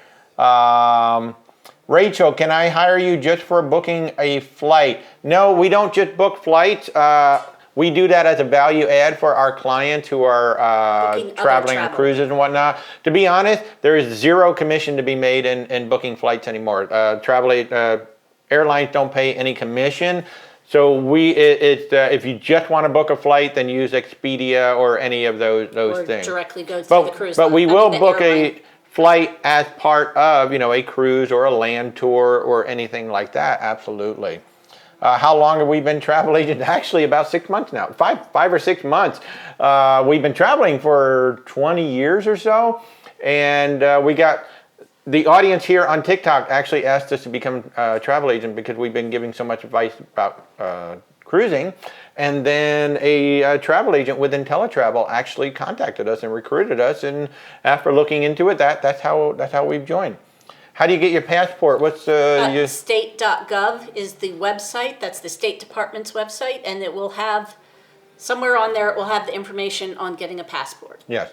And yes, as of right now, Grand Turk is still requiring vaccination in order to get off the ship. Although I hear that's not always enforced. Yeah. So it just depends. Yeah. Yeah, but you have to be aware that you may be denied access to the island if you don't have proof of vaccination. Somebody's asking if we get commission. That is how we get paid. So yeah, we cost nothing to you. You pay us nothing at all. We get a commission after the travel is completed. Sailing on the Caribbean Princess. In May, your first cruise. That was our first cruise. Our very first cruise was on the Caribbean Princess. It was a back-to-back 14 days. And get this, I did not want to go. I wanted nothing to do with it. I didn't want to go. And then Rebecca said, it was our 10th wedding anniversary. And Rebecca said, well, I'm going. And so I was like, all right, fine, I'll go. And then on the third day of the cruise, we booked our second, maybe our third cruise. So yeah, I was hooked on the third day. I was like, that's it. We're going on cruises from now on. Royal Caribbean has a lot of fees they don't tell you about. Every cruise line has a lot of fees that they don't tell you. I mean, literally every cruise line. If you look deep enough, they do tell you. So they do tell you, but they all keep them hidden. Where you're going to see the fees is so there's port fees and taxes. Every cruise line keeps that hidden until you go to checkout. That's just how it works. Whereas us as travel agents, when we present a price to a client, in fact, I had a client ask me this morning, these don't include the fees and taxes, right? I said, yeah, actually they do. That's how we present it so that there's no surprises. This is what it's going to cost you to get on that ship. So, best Alaska cruise line, Princess. I love Princess, and then Holland America right behind that. Is there a certain month that you would not want to cruise? Nope, any month. If I already booked a cruise directly with the cruise line, can I transfer the booking to you? Great question. Generally within 30 days. If you booked it today, you've got 30 days to transfer it to a travel agent. If you would like to transfer it to us, again, click that little logo and there will be a contact us form, or go to where'swaltertravel.com, click contact us. Alternatively, info@where'swaltertravel.com. Although the exact number of days can vary. It can vary. It can be 14, it can be 30, in general 30 days. But if you contact us, I can tell you. What's the closest port to Pensacola? Port Canaveral? Rebecca's looking at it now. No, that's probably New Orleans. Because that's in the Panhandle. Oh, that's true. Yeah, New Orleans just might be. DCL question, can you bring alcohol on the ship? In general, again, you got to check the FAQ of each cruise line, 1 bottle of wine per person, per adult. Or sparkling wine. Per adult, so yeah. But no hard liquor. Yeah. Or beer. Suggestions on securing your cash on a cruise. So number 1, keep it locked in the safe. Number 2, when you get off the ship, don't take a lot of cash with you. Just take what you think you're going to need. If you think you're going to need maybe $20 or $40, whatever, just take that. And then I like to keep it in my front pocket. I don't keep it in my back pocket at all. I keep it in my front pocket. Can I recommend an authentic restaurant in San Juan? What I can recommend is Flavors of San Juan, all one word.com. Flavors of San Juan. That is a food tour. and they will take you on a walking tour. I think we went to 5 places, maybe 6. We had coffee, we had sandwiches, we made our own mofugo, I think it was called. Mofungo. And the cool thing about that, that tour takes about 3 hours, and we did the first one, so it was early. Then you're with a local tour guide. So just ask him or her. She was great. She was walking us all around. So when the tour is all over, you can say, hey, you know what? I want a really good lunch, and I'd like to have authentic. That tour guide, they live in San Juan. They're going to be able to tell you. That's my best advice. Flavorsofsanjuan.com. Our January and February, good months to go to Caribbean. Excellent months to go because the kids are in school. The pricing is generally lower in January and February, and it's cooler as well. I like it. Sometimes you actually need a long sleeve shirt in the evening, so I like it. He does. So you're not drowning in sweat. So I think January, February, great months to go. We tend to go at the end of February, early March, because Rebecca's birthday is in February, mine's in March, so that's kind of our birthday cruise. So yeah, it's really nice. What is the best company to get trip insurance? Good question. So I don't know about the best company, but I can tell you that we represent Allianz Global. That's who we present to our client. Main reason for that, because the price is reasonable. But you get your trip cancellation, which is what you want. But the policies that we quote, $50,000 per person in medical and up to $500,000 in emergency transport. That's very, very important. I tell this story sometime about that woman from the Carnival cruise who got let off in Jamaica because she had pneumonia and she was asthmatic, so the ship could not treat her any further. They needed to get her to a hospital right away. It would have been a $40,000 medical evacuation flight to get her from Jamaica back to the United States, because you can't just put her on a jet. You got to put her on basically an air ambulance. Those are expensive. Most cruise lines don't have that kind of coverage. You might get $10,000 of medical and maybe $30,000 in evacuation. You're like, oh, that's fine. But just to get from Jamaica to the U.S. would have been $40,000. So the policy that we recommend is $250,000 to $500,000 in the evacuation. Pretty much the ship or independent insurance will cover the cost of your trip for covered reasons. Yeah. But where you really see the difference is in that medical coverage. So look at how much medical coverage you're going to get, and look at how much medical evacuation coverage you're going to get. Right. And I would not do less than $50,000, certainly medical, and less than $100,000 in emergency evacuation. Especially like if you're going to Europe. Safe. If you're going to be over in Europe and places like that. But yeah. So insuremytrip.com, all one word. That's a great place to look at various things. But we always present the travel insurance with our quotes, and this way the client can compare. But we don't recommend anybody's travel insurance in terms of the cruise lines. Viking actually has a pretty good one, but they're like about the only one. But other than that, we don't really recommend the cruise line insurance. We always recommend that you get an independent third party. So Mariner of the Seas, April 24th. I think she will be back by then. They did cancel that first cruise, but I think she will be back by then. How much does it cost to live on the ship? That all depends on the ship. There are now some residences at sea too. In fact, there's one that was advertised just recently, $30,000 or $35,000 a year, something like that. So yeah, Carnival check-in. They can all be slow depending. I saw recently MSC had a major breakdown with their load in on one of the recent ships. So everybody has bad days. Please remind people about babysitting for those with children as per different cruises. Some cruise lines do offer Some do it and some don't. And it'll be for a fee. The babysitting is not included. It's not included at all. I did note, like on the Symphony of the Seas, I actually saw 2 Royal Caribbean, because they had the logo on it. They were walking baby strollers through Central Park. So some cruise lines offer babysitting, some don't. And then some offer it at certain times. Some cruise lines I've seen, like they have a night owl program. So if you want to go out for dinner or something like that, they'll take care of it. And some cruise lines will also allow you to bring non-potty trained children into the kids clubs, but the parent has to stay with them because the staff will not change diapers. Yeah. Let's see, Jennifer, info on the Hawaii and Alaska combined cruise. I know it's a cool cruise, right? It is in April. And I don't remember the exact dates right now, but it is in April. If you look it up, I say it's endish. What is it? The Norwegian? No, it's Spirit. The Norwegian Spirit. So if you look up the Norwegian Spirit, look at the cruises in April. She is going, Stephanie is going to fly to Honolulu. The cruise is going to start there. It's actually part 2 of a repositioning. I believe the ship is starting in Australia. She's going to, the first leg is Australia to Honolulu. And the second leg is going to be Honolulu to Vancouver. That's the second leg, or Seattle, one or the other. I think it's Vancouver. And so Stephanie is essentially getting the second leg of the Trans-Pacific. So the ship is going to do the entire Hawaiian Islands. I want to say it's 5 days around the Hawaiian Islands, pretty much like the Pride of America does. Then she's going to spend, I think, 4 or 5 days going up to Alaska, and then she's going to do a full 1-week itinerary in Alaska, ending up in either Vancouver or Seattle. I think it's Vancouver. Amazing, 16 days total. Amazing cruise, and the price is actually quite good. Repositioning cruises are always really well priced because, you know, you're starting in one place, you're ending in another, like big change of location. So that's a great way to get a good cruise deal. If you're looking for a good cruise deal, look for those repositioning cruises because, you know, a lot of times families can't do them, kids can't do them. They're a lot cheaper. And if you're looking at transatlantic, going to Europe is always cheaper than coming back. And that's actually another trick for having fewer children on your cruise is to get a 10-day or longer cruise because that will have fewer children.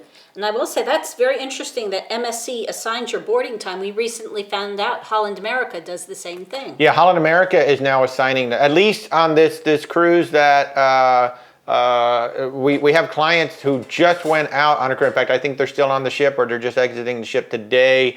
Holland America kept like adjusting their time. It would be like 11 a.m., then it was 1:30, then it was 11:30, then it was 1 o'clock. So they kind of kept adjusting the time around. And then finally my client was able to call in and just say, hey, this is the time I want. So how's the Norwegian Joy? Based on the Escape and the Getaway that we have been on, I can tell you they're fun ships. They're really nice ships. I love the waterfront area on there. Norwegian Joy is kind of interesting because it failed over in Europe because apparently they changed the name of the ship after it touched water. That's supposedly bad luck over there. So they completely retrofitted the ship and then brought it over to the US. Not Europe though, right? Huh?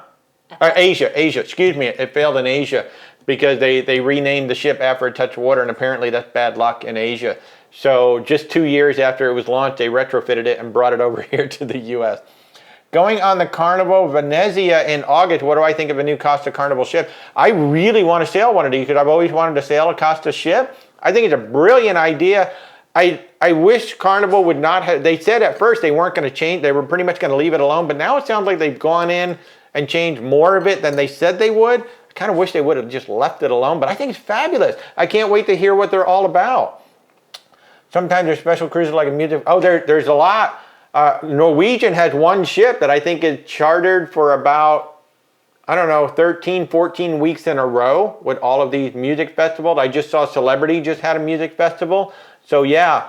But the thing about those charter cruises, they can be very expensive. Like, you know, Star Trek is like the number one. Everybody knows about the Star Trek. You're going to pay a premium on top of that because you're not actually buying it through the cruise line. You're buying it through this third-party vendor that's putting on the charter.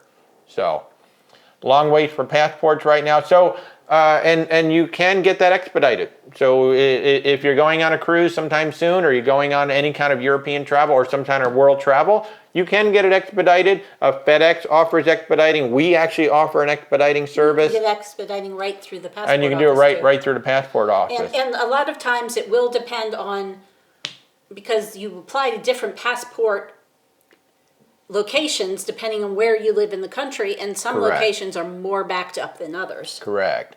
Have we been on Iceland from Denmark? Not yet. One day. Do you need to be vaccinated to cruise out of Canada as of right now? To my knowledge, no. Somebody's leaving Saturday on the Carnival Mardi Gras. We loved it. You're heading to Grand Turk in 23 days. Carnival hasn't said anything about proof. That is on the Grand Turk website. They have a tourism website. And that's what it says right on the website, that you have to have proof of vaccination in order to exit the ship. As Rebecca said, they may or may not be checking that right now. So, but technically, that's the rule. So yeah, whether they enforce it or not. And Cheryl, they're saying that they got an email that they have to show proof. So there you go. Going on the Carnival. All right. Do still check out. I'm catching up to everybody. I'm finally catching up. What are my thoughts on the port hours in Tortola of 6 a.m. to 1 p.m.?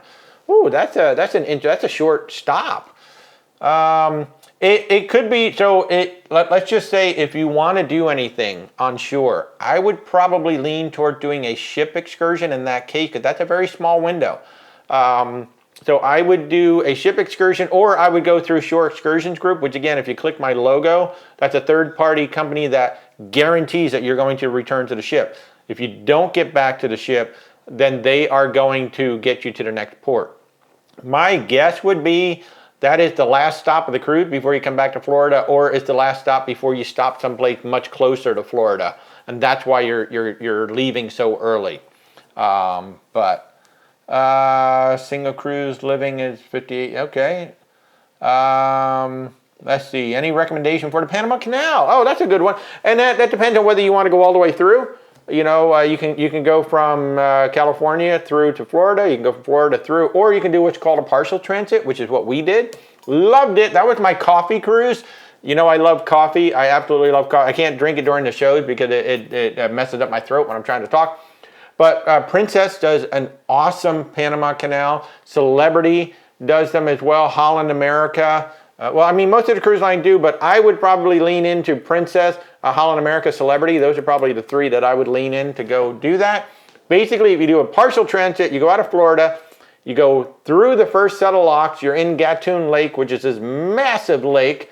The ship will turn around and go back out through the locks. What we did, and I think this was really awesome if you're going to do a partial transit, we did an excursion on a much smaller boat. I want to say there was only like 200 of us on the boat, and we went all the way through to the Pacific coast, which was awesome because the boat was so small. Like when you come through on a ship, you know, you're looking down at the Panama Canal, you're like, this is really awesome. But when you're in a little tiny boat and you're in the lock and you're looking up at these 10-foot walls that are above you, then you really appreciate the Panama Canal and how the locks work. I will say it was hot as Hades on the day we did it. It was so hot. You even remember what time of year we went? That would have been, well, it was end of January, beginning of February, because it was Super Bowl. That's right. We watched the Super Bowl on that one. So yes, it would have been Super Bowl time, but on that particular day, it was hot as Hades on that excursion. But if anybody here is doing a Panama Canal partial transit, I highly recommend that you take an excursion on a boat that takes you all the way through the lock. It is super cool. Yeah, I wish I had my cooling cloths that I use at the Disney parks. We have not been on a Prima yet. Do we get seasick? Fortunately, no. Knock on wood. So far, we have not really gotten seasick other than during a 3D movie. But that was more. What people recommend is, you know, obviously the ear patches. Now, be careful with those because they do have side effects, right? And they're prescription only as far as I understand. They're prescription only as far as we know. Now, Stephanie, who we've talked about a bunch of times, she's been on over 100 cruises, and she can get seasick from time to time. She wears bands, and they're actually called sea bands. That's actually the name of them. They come in a bunch of colors. She apparently has a whole bunch of colors so she can coordinate her sea bands with her outfits. I love that so much about her.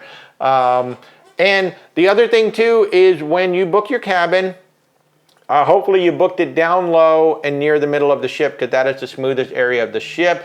That is why your restaurants, your entertainment, and all of that stuff is decks like 4, 5, 6, 7. Usually those decks is where you're going to find most of the stuff on the ship because that is the smoothest area of the ship. There are over-the-counter medications like Bonine that you can take as well. And I will say we weren't sure what it would be like on our first cruise, so we started taking it like the day before our cruise.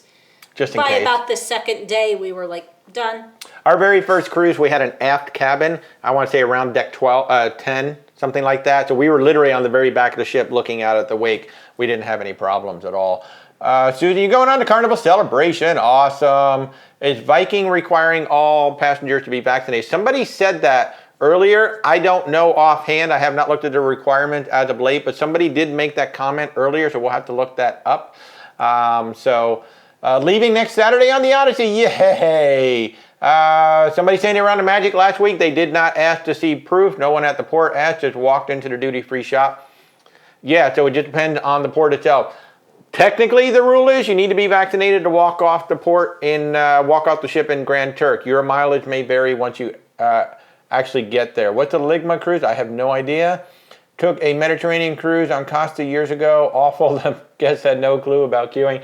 So, but you did say years ago, so things could have changed. I don't know. We've never been on Costa, so I do not know. Do we still check out onboard credits, or can it be done on the app? Oh, okay. So you're asking if we can check out, what's been paid, what hasn't been paid.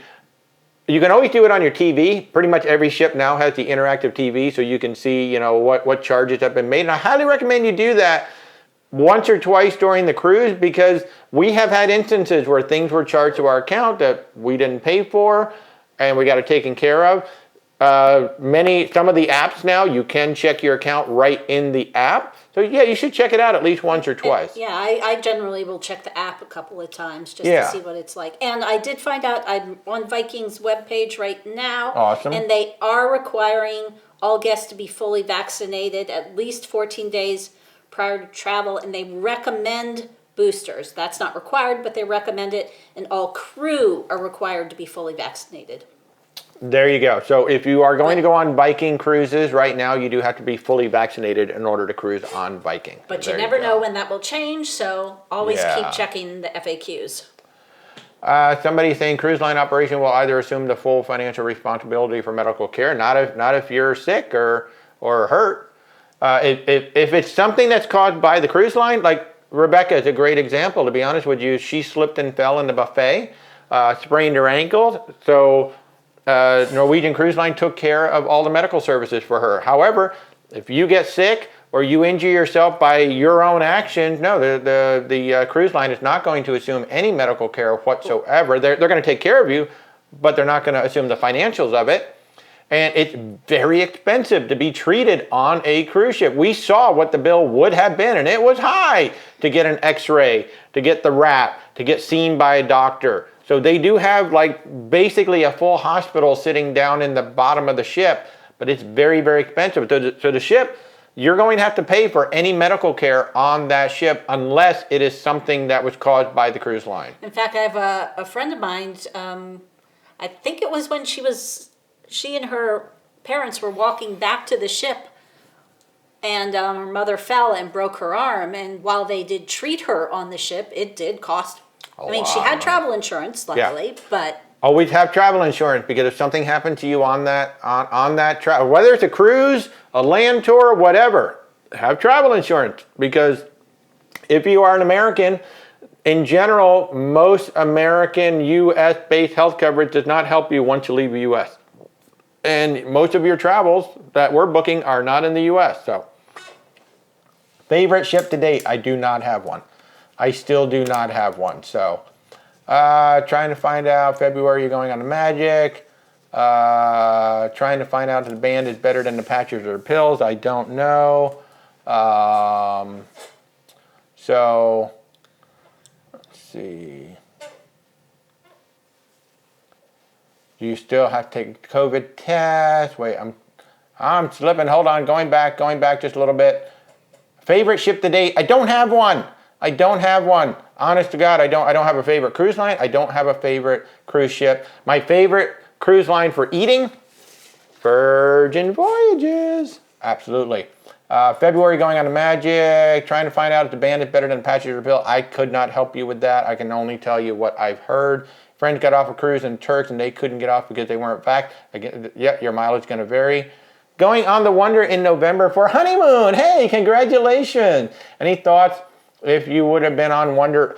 I mean, that's just up to you. I don't know what you guys, if you guys are looking, if you guys want to have all kinds of things to do on the ship, you want to go ice skating, you want to do, slides, you want to watch some really awesome shows, you want to try to flow rider. Yeah, there is no, I don't know. If it's what you were looking for, then you're on the right ship. So yeah, that's awesome. You're going to have a great time on the ship. Those big Oasis class are amazing. Amazing. Do you feel the ship sway with the ocean? I worried I'd get sick, never been on a big ship. It depends on the weather and what the seas are doing. I will tell you that a year ago Thanksgiving, so not last November, but a year before that, We were on the Norwegian Escape, and they did have the barf bags out for the first 3 days.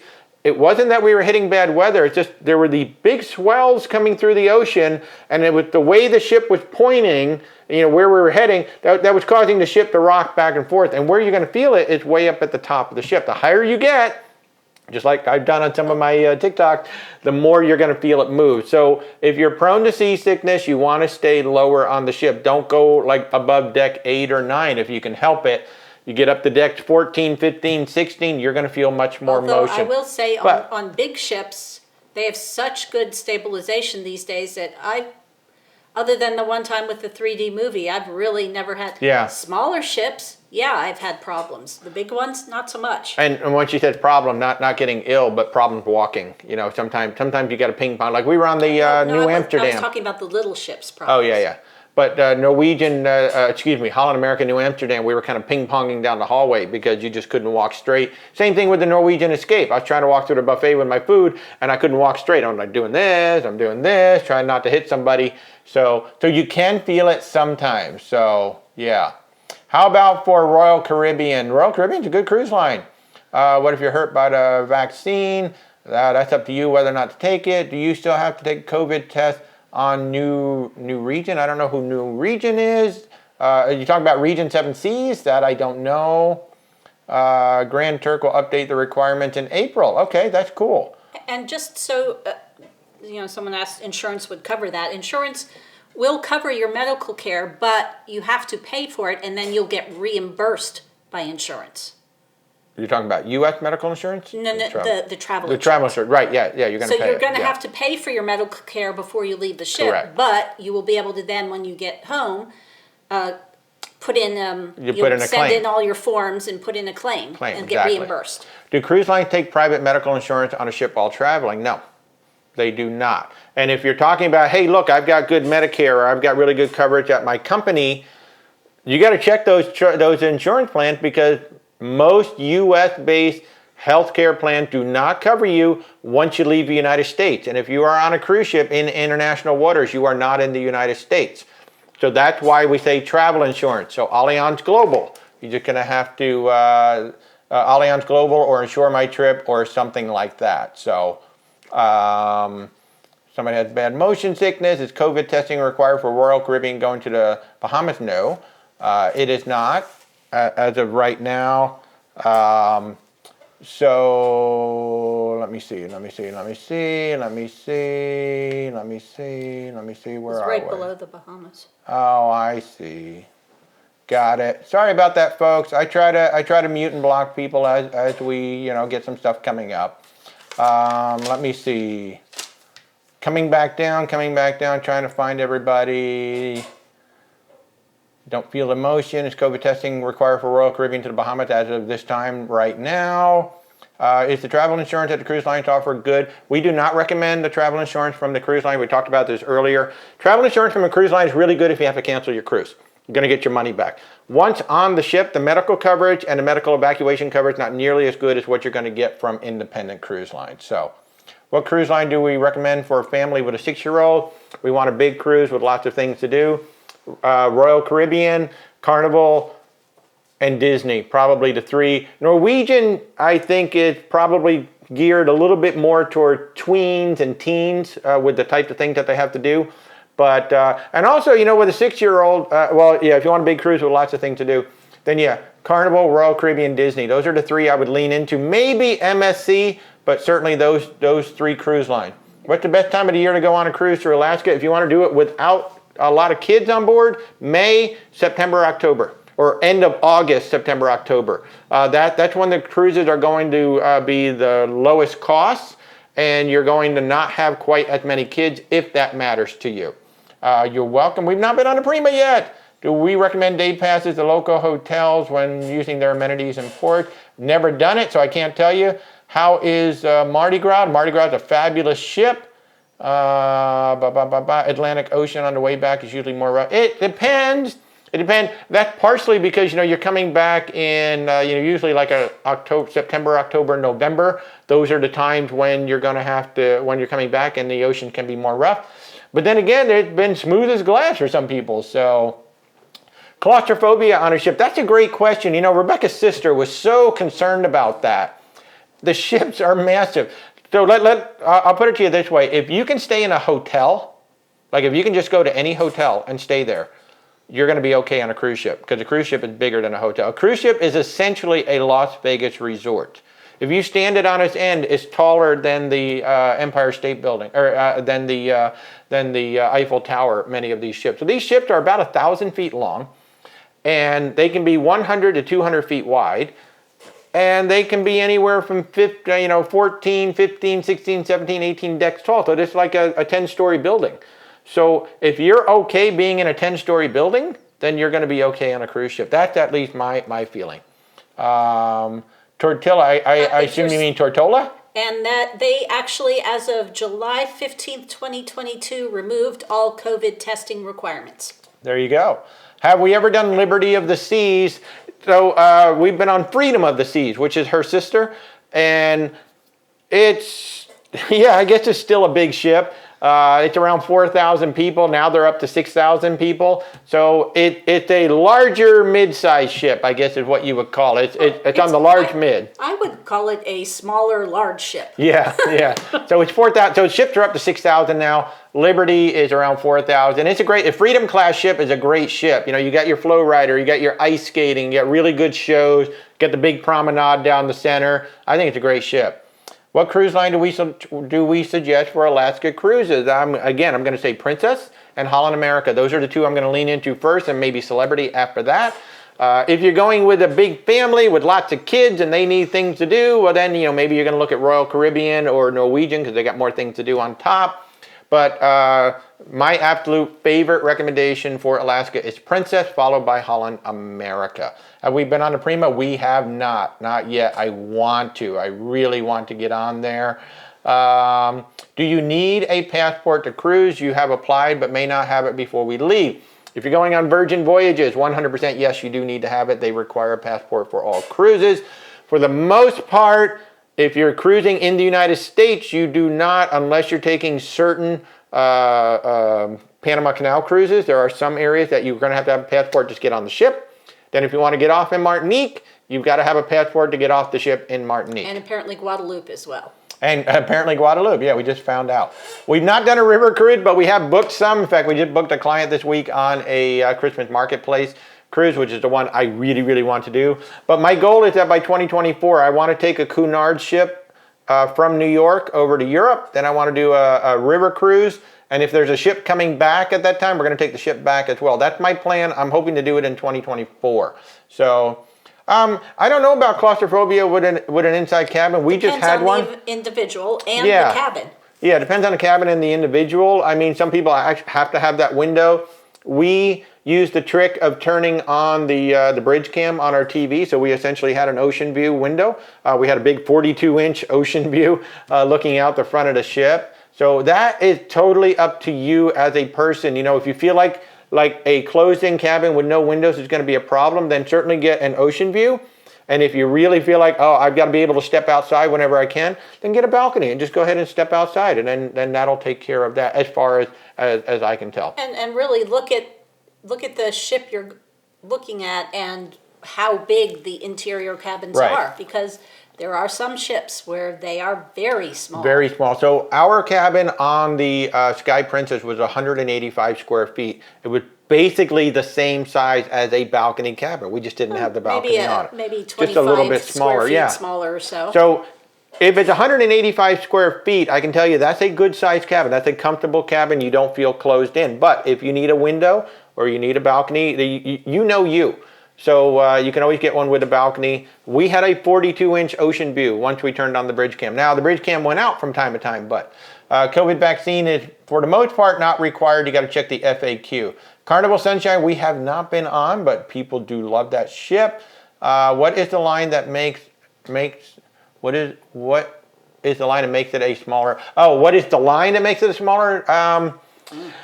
I would say around 4,000, 3,500 to 4,000 is like the separation between, the mega ship now is 5,000 to 6,000. So mid-size ship It's probably around 2,500 to 3,000, up in that area. And then once you get beyond that, you have large and then you have mega. I guess that's how they're doing it now.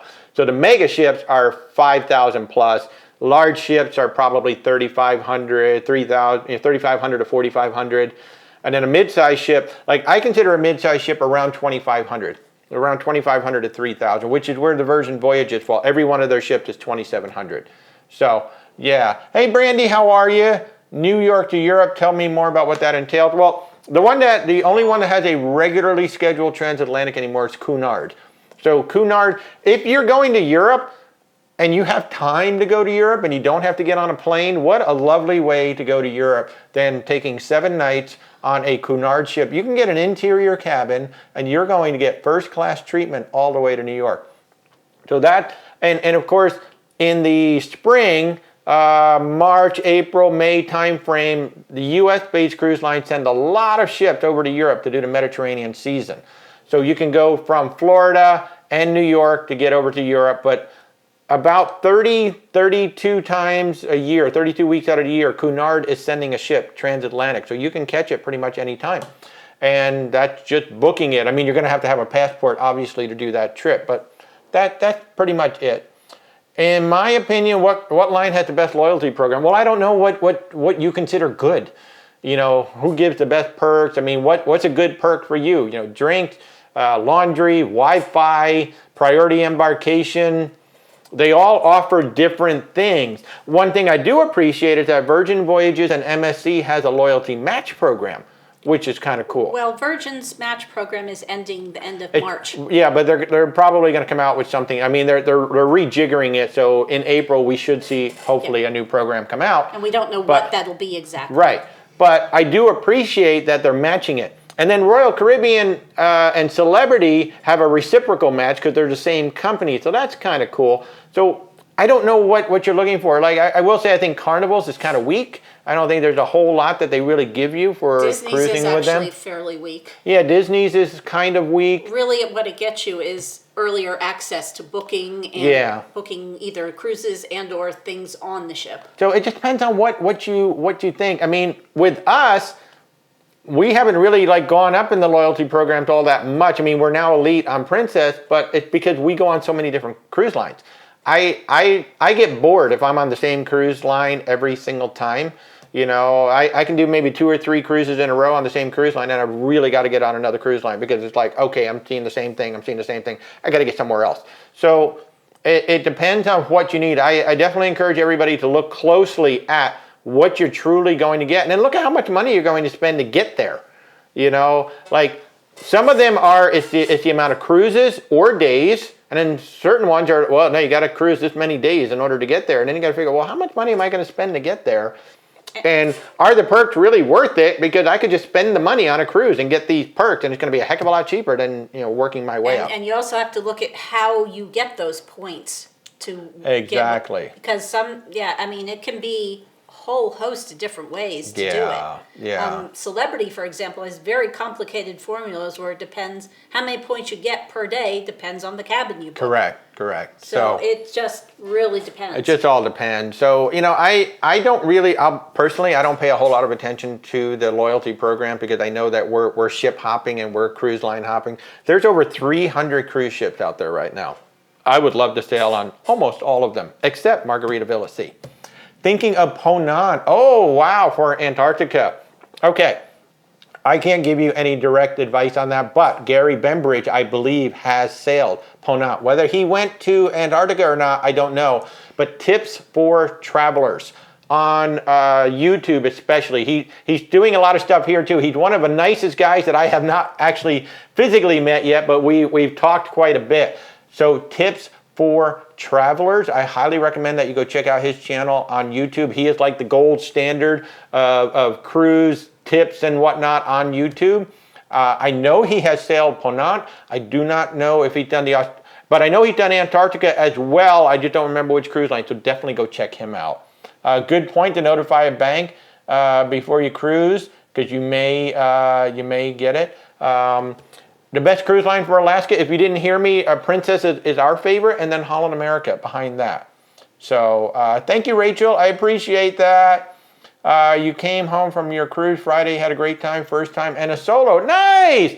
Nice! I'm so glad. I've got somebody who literally just got on he got on a celebrity ship yesterday, and he's a solo traveler on his very first cruise. He's celebrity out of LA, so I'm hoping he's going to have a great time. I'm glad the advice was helpful. Yay! Yeah, cruise to Europe from New York. It's 6 or 7 days. It's what it's going to be. I think it's 7, unless you go. Yeah. Unless you go from New York to Southampton, 7. If you go on to Hamburg, it's 8. Right. That's true.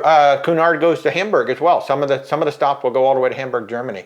You just realized me and your dad share a birthday. Oh, happy birthday. You've heard the casino gives a lot of good comps. Yeah, so depending on the cruise line, you can get good comps. Like I have one client who had been getting great $100, $200, $300 cruises from Princess through their casino program. Carnival apparently has a really good casino program as well. So it just depends on the cruise line. Yeah. Some ships have credit cards to get used. Yep, exactly. What about the red blob? I don't know how that's going to impact cruising at all. Yeah, that is definitely going to be a big problem for the Florida beaches. And it also looks like maybe Cozumel and some of the Mexico beaches as well. It's a big blob coming this way. I really don't know. What is the best first cruise for 2 adults in your 50s? Any cruise at all. Seriously. And I don't know what you guys are into. You know, do you want water slides? Do you want go-karts? Do you want bumper cars? Or do you just want really good food and nice pools? I really don't know. But if you're looking for a more adult-centric experience that doesn't have all the water slides and all of those things, certainly Virgin Voyages is adults only. Celebrity Cruise Line, Princess Cruise Line, and Holland America are all going to be great cruise line. Or, you know, if you want to step up to a Viking, a Seabourn, something like that too, that's going to be your more luxury experience. If you want something that has the more fun stuff, you know, you can do some ice skating, you can do some water slides, or maybe some other things like that. Then, of course, Royal Caribbean, Norwegian, Carnival, maybe MSC, and even Disney. You know, if you're a Disney fan, Disney has some of the best food and some of the best service at sea. They really do. They cater well to adults as well as children. So, all depends on what you want to do. I'd be more than happy to help you. Again, our services are free. You know, independent travel agents are free. So I'd be more than happy to help you out. Just click our little logo right there and follow the link that says contact us to set up a time to chat. I'd be more than happy to chat with you guys. But yeah, that's kind of where it's going to be. So which one is going to be the best one for you just depends on what you're looking to get out of your cruise, how important the food is, how important all the extraneous activities are, how important the pools are, there's just so many things. So just reach out to us. We'll be happy to help you. Best adult only ship that we've been on, well, Virgin Voyages is the only mainstream adult only. Then, of course, you've got Viking as well. So we've been on the Scarlet Lady. We're going to be on Scarlet Lady again in a few weeks, and we'll be on the Valiant Lady in November on a group cruise. If you'd like to come join our group cruise, again, just click the little logo and reach out to us. We'll be more than happy to help you. But November 18th, we're doing an 8-night on the Valiant Lady. It is an Eastern Caribbean cruise. Stephanie Mullen is hopefully going to be there with us from the Shauna Steph channel. And I think we've got 10 cabins already booked, so we've got some extra onboard credit. If you book by March 31st, you're going to get a $600 bar tab. And if you book by March 31st, you're going to get some extra onboard credit from us. So Virgin Voyages, absolutely. So loyalty feedback, good. Is it 18 to play in the casino or 21? I don't honestly know. I want to say somebody asked that last week, and they seemed to say for most cruise lines it was 18. Okay, yeah. But you'd have to check at the individual casinos. Yeah, look at the FAQ because it'll probably tell you in there. So wine packages. Yeah, who wants a water package? You get 10 bottles of water a day. Oh, that would be kind of funny. The wine packages, what's the difference in the wine and the cheers? If you're talking about on Carnival itself, I do not know the difference between those offhand. I'd have to go look at it. Obviously, we represent a lot of cruise lines, so I have literally, whenever somebody asks me about a package, I need to go back to my notes because we do represent, we've got Carnival, we've got Celebrity, we've got Royal Caribbean, we've got everybody. So no, I believe the wine packages are a certain number of bottles of wine. I don't think it's just. Yeah. So you'd have to look when you go to purchase it, do the learn more or do the details and find out what sorts of bottles of wine is it, whether if that's what you want to do. Yeah. But if you want, general options for alcohol and coffee and other things, Right. then maybe you get the Cheers package. Yeah, you just kind of have to look at what do you really want and does it look like it's going to work out for you. I mean, it's always about the math. I know it's kind of a wishy-washy answer, but it truly is. It's like, look at what it's offering you. Does this look like something that I'm going to get value out of? Do the math. How much will it cost me to do this package? How much will it cost me to buy individual bottles of wine or glasses of wine? Which makes more sense? Best solo cruise line. So the ones that are known right off the bat are Norwegian, Virgin Voyages, and even Celebrity has solo balconies as well. Those are the three that are like really known. Hey, we have solo cabins. Royal Caribbean has a lot of solo cabins as well. And cruise lines like MSC are offering up to 80% off the solo supplement. So that is a good solo cruise line as well. I don't know what you mean by best solo. Is it the food? Is it getting to know people? Is it, what does that mean? So there's the best solo for you, but those are really like the four. Royal Caribbean, Norwegian, Celebrity, and Virgin are like the four that probably have the most solo options. So have we been on the getaway? Loved it! My tip is to sit at the waterfront, down around deck 8. There is a mojito bar that's actually outside. So find that and just kind of sit somewhere close to that. Oh, they're the ones that had that dinner show that I really enjoyed. I don't know if they're still doing it, but it was like a steampunk, very small Cirque du Soleil kind of a thing. We really enjoyed that dinner show. That was a lot of fun. Their shows are really good. The specialty dining, really, really good. The main dining room and the buffet are okay, but the specialty dining is really good. But we really enjoyed the waterfront. I think we hung out more there than we did on the top decks. Well, a lot of that was to do with the fact that that's the cruise I sprained my ankle on. Yeah. So you need a cruise for you and your 15-year-old, food spa for you. So maybe it's going to be Norwegian, maybe it's going to be Disney, maybe it's going to be Royal Caribbean.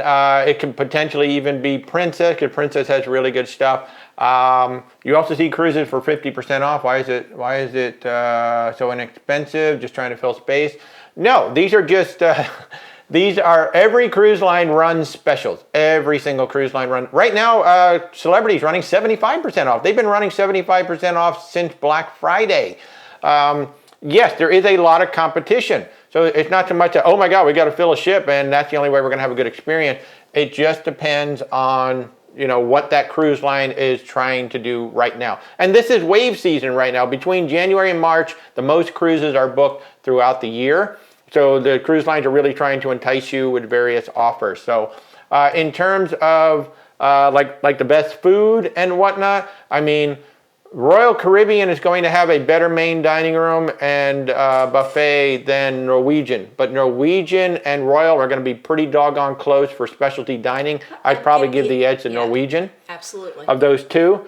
But, I mean, if you'd like to talk to us about it, we'd be more than happy. Again, just click our logo and contact us, or go to where'swaltertravel.com, click on Contact Us. Our services are free. We'll be more than happy to help you out, find a cruise. It's 18. Yep, there you go. So it looks like the consensus is 18 for casinos. You were on the Norwegian Cruise Line website this morning.